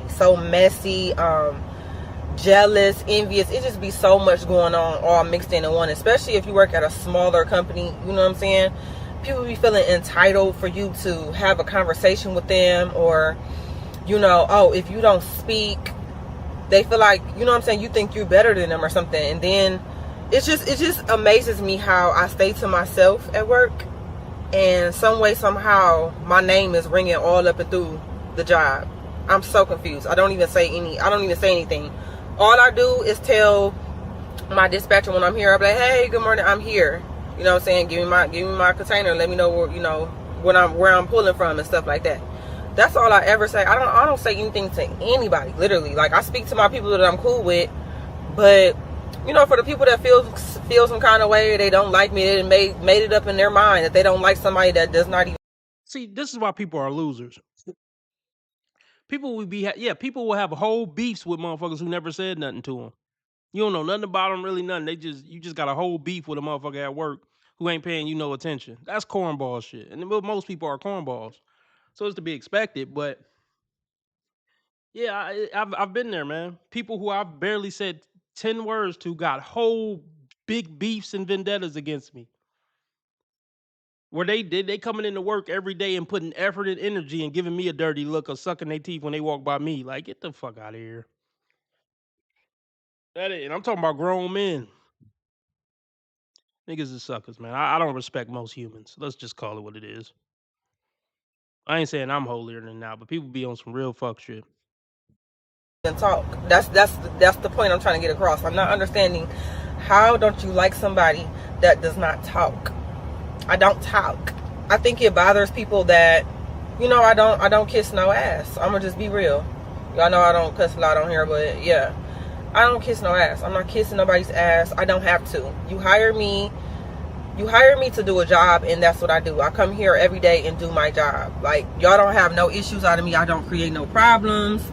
I come and do the same thing every day and leave and go on about my life. That's how I like to keep it, because thinking everybody is your friend at work can literally lead to the worst situation in the world. Smaller companies tend to have people that have been there for years, right? You know, they all stuck in their ways.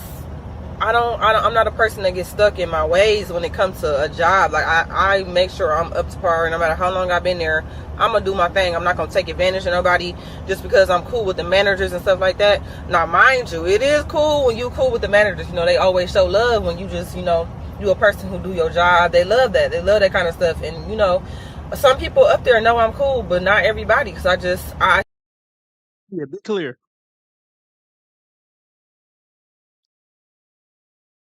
Be clear, like, yeah, when she say she don't kiss people ass, that includes her man too. Like, yeah, she gonna be single forever. Body count probably 20. Like, yeah, women like this stay single. She ain't getting on no man program at all. See, and women like this, let me finish chewing. I'm gonna tell you.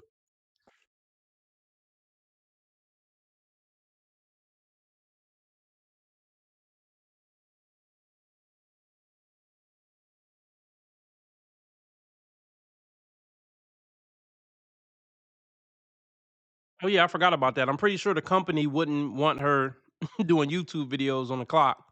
I forgot about that.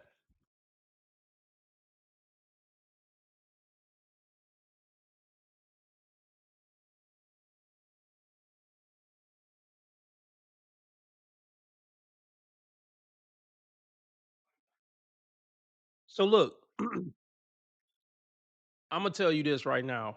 Women like this can never understand why they can't attract a masculine man with his shit together.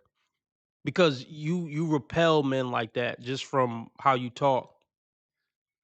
You're masculine. Like a masculine man with his shit together won't fuck with a masculine woman. I don't care how cute she is. So women like this could never quite get it why they can't attract that man. That man's not even gonna make it past one conversation with you.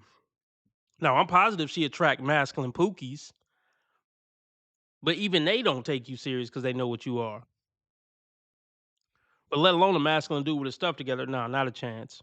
Not a chance, baby. Women like this don't understand how strict a real man's standards is. I misspoke. Women like this don't understand how strict a real man's standards are because she never really dealt with one. That's one thing most women don't get. As quick as they get the ick, a solid motherfucker with his shit together and his mind right, he get the ick faster when it comes to a bitch. But that's not most men. That's a rare man that they never deal with for longer than a night. Stay to myself, guys. I stay to myself. I cannot say this enough, and that's never going to change. This is when it becomes a problem for me. When me staying to myself pisses you off so bad to the point where you start making rumors about me. Well, yeah. That's when it becomes a problem. I mean, because like I said, this is my personal testimony. Like, I don't care. If you don't like me, fine. I'm going to keep to myself. That ain't going to change. But when you start going out of your way to fuck with me because I keep to myself, yeah, now we got a problem. Yeah, I agree with her. That's where I draw the line. When you made it up in your mind that you don't like me for your own personal reasons and then think you're going to, let me know or show me that you don't like me.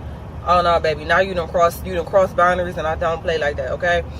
I know y'all know I'm always laughing and joking and having a good time, but when it comes to disrespect, I'm gonna nip it in the bud real quick so it don't get out of pocket. Let me go ahead and tell y'all what has been said about me, and I don't think it's cool at all.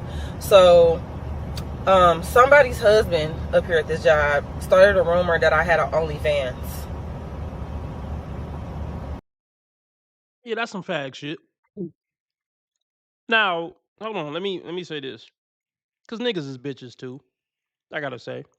I know this is a channel that's kind of like a man's advocate channel, but it's a lot of hoe ass niggas out here in this world. Maybe even the majority.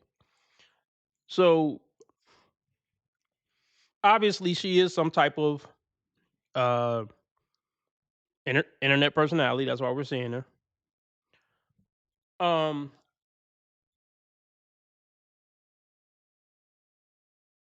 I can see how somebody may have thought she had one. I'll be honest. But that's not something you go. I mean, grown men don't gossip about motherfuckers having OnlyFans at work. That's fag shit. So yeah, she right to condemn this man for this horse shit. But do you got OnlyFans though, bitch? All right, I'm guessing you don't. You saying you don't on camera, but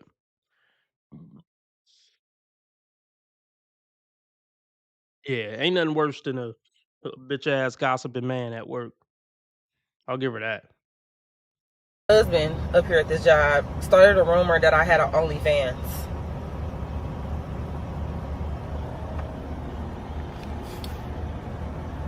Somebody started a rumor that I have an OnlyFans. Like, are you okay? Are you okay? Am I a content creator? Absolutely. But OnlyFans, I never had to do that, baby. I get money in real life. I don't need no extra additives. And even if that was a road I decided to take, that's not your business to be starting no rumors about me at no job. You know what I'm saying? Especially when I stay to myself. Now I feel like I'm being bullied a little bit. You're bullying me because I'm not giving you what you want. And that's to be all up in your face all day. It's like, I don't understand how. And let me say this.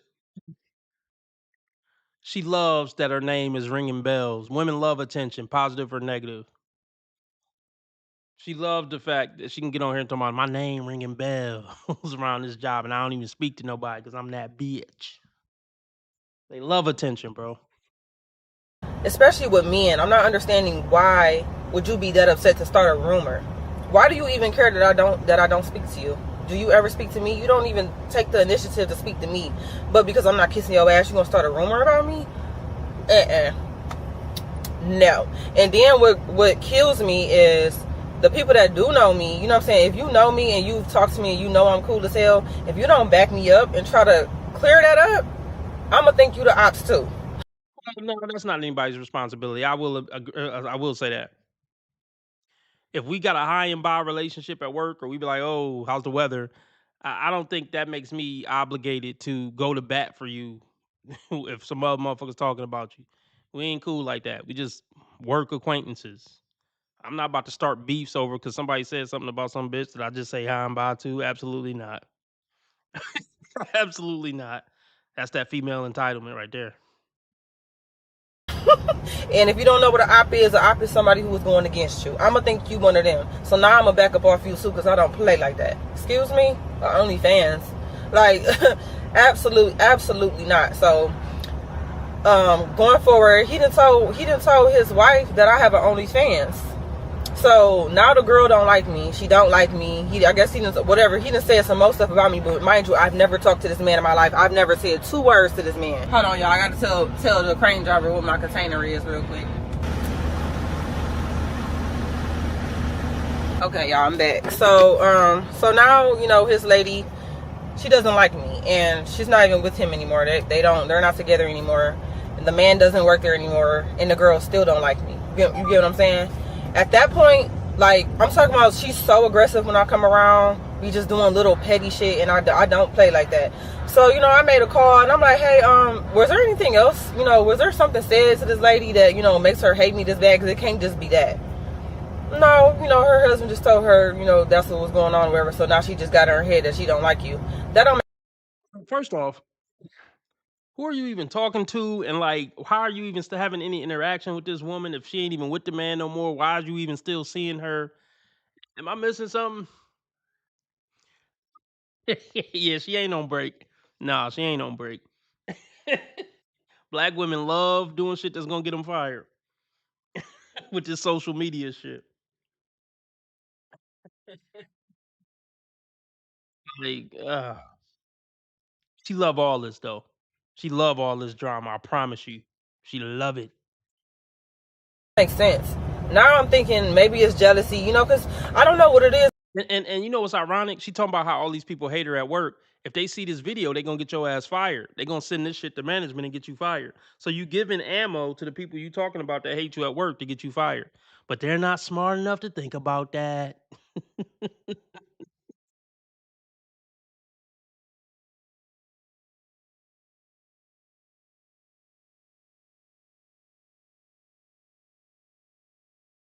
Sense.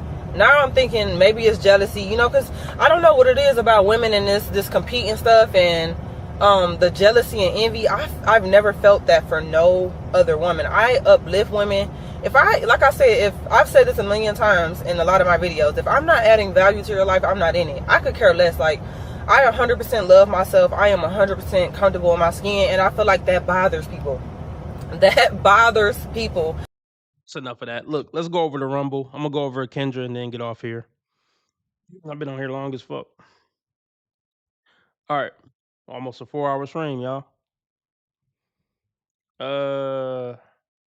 Let's go over the Rumble. Shout out to my Rumbleites. Let me put the Rumble link in the chat. You don't have to sign up to Rumble to watch. All you gotta do is click the link and watch if you want to continue watching me. You don't have to sign up for Rumble to watch. Just click the link and watch. I just dropped it in the chat. We're about to go over a Kendra G episode. Remember, how others treat you is their karma. How you treat others is your karma. Be nice to people because God's watching. And remember, I'm a nice guy. I just play an asshole on the internet. And I have never done anything remotely wrong my entire life. Ever. See you guys over on Rumble. YouTube family, I'm out.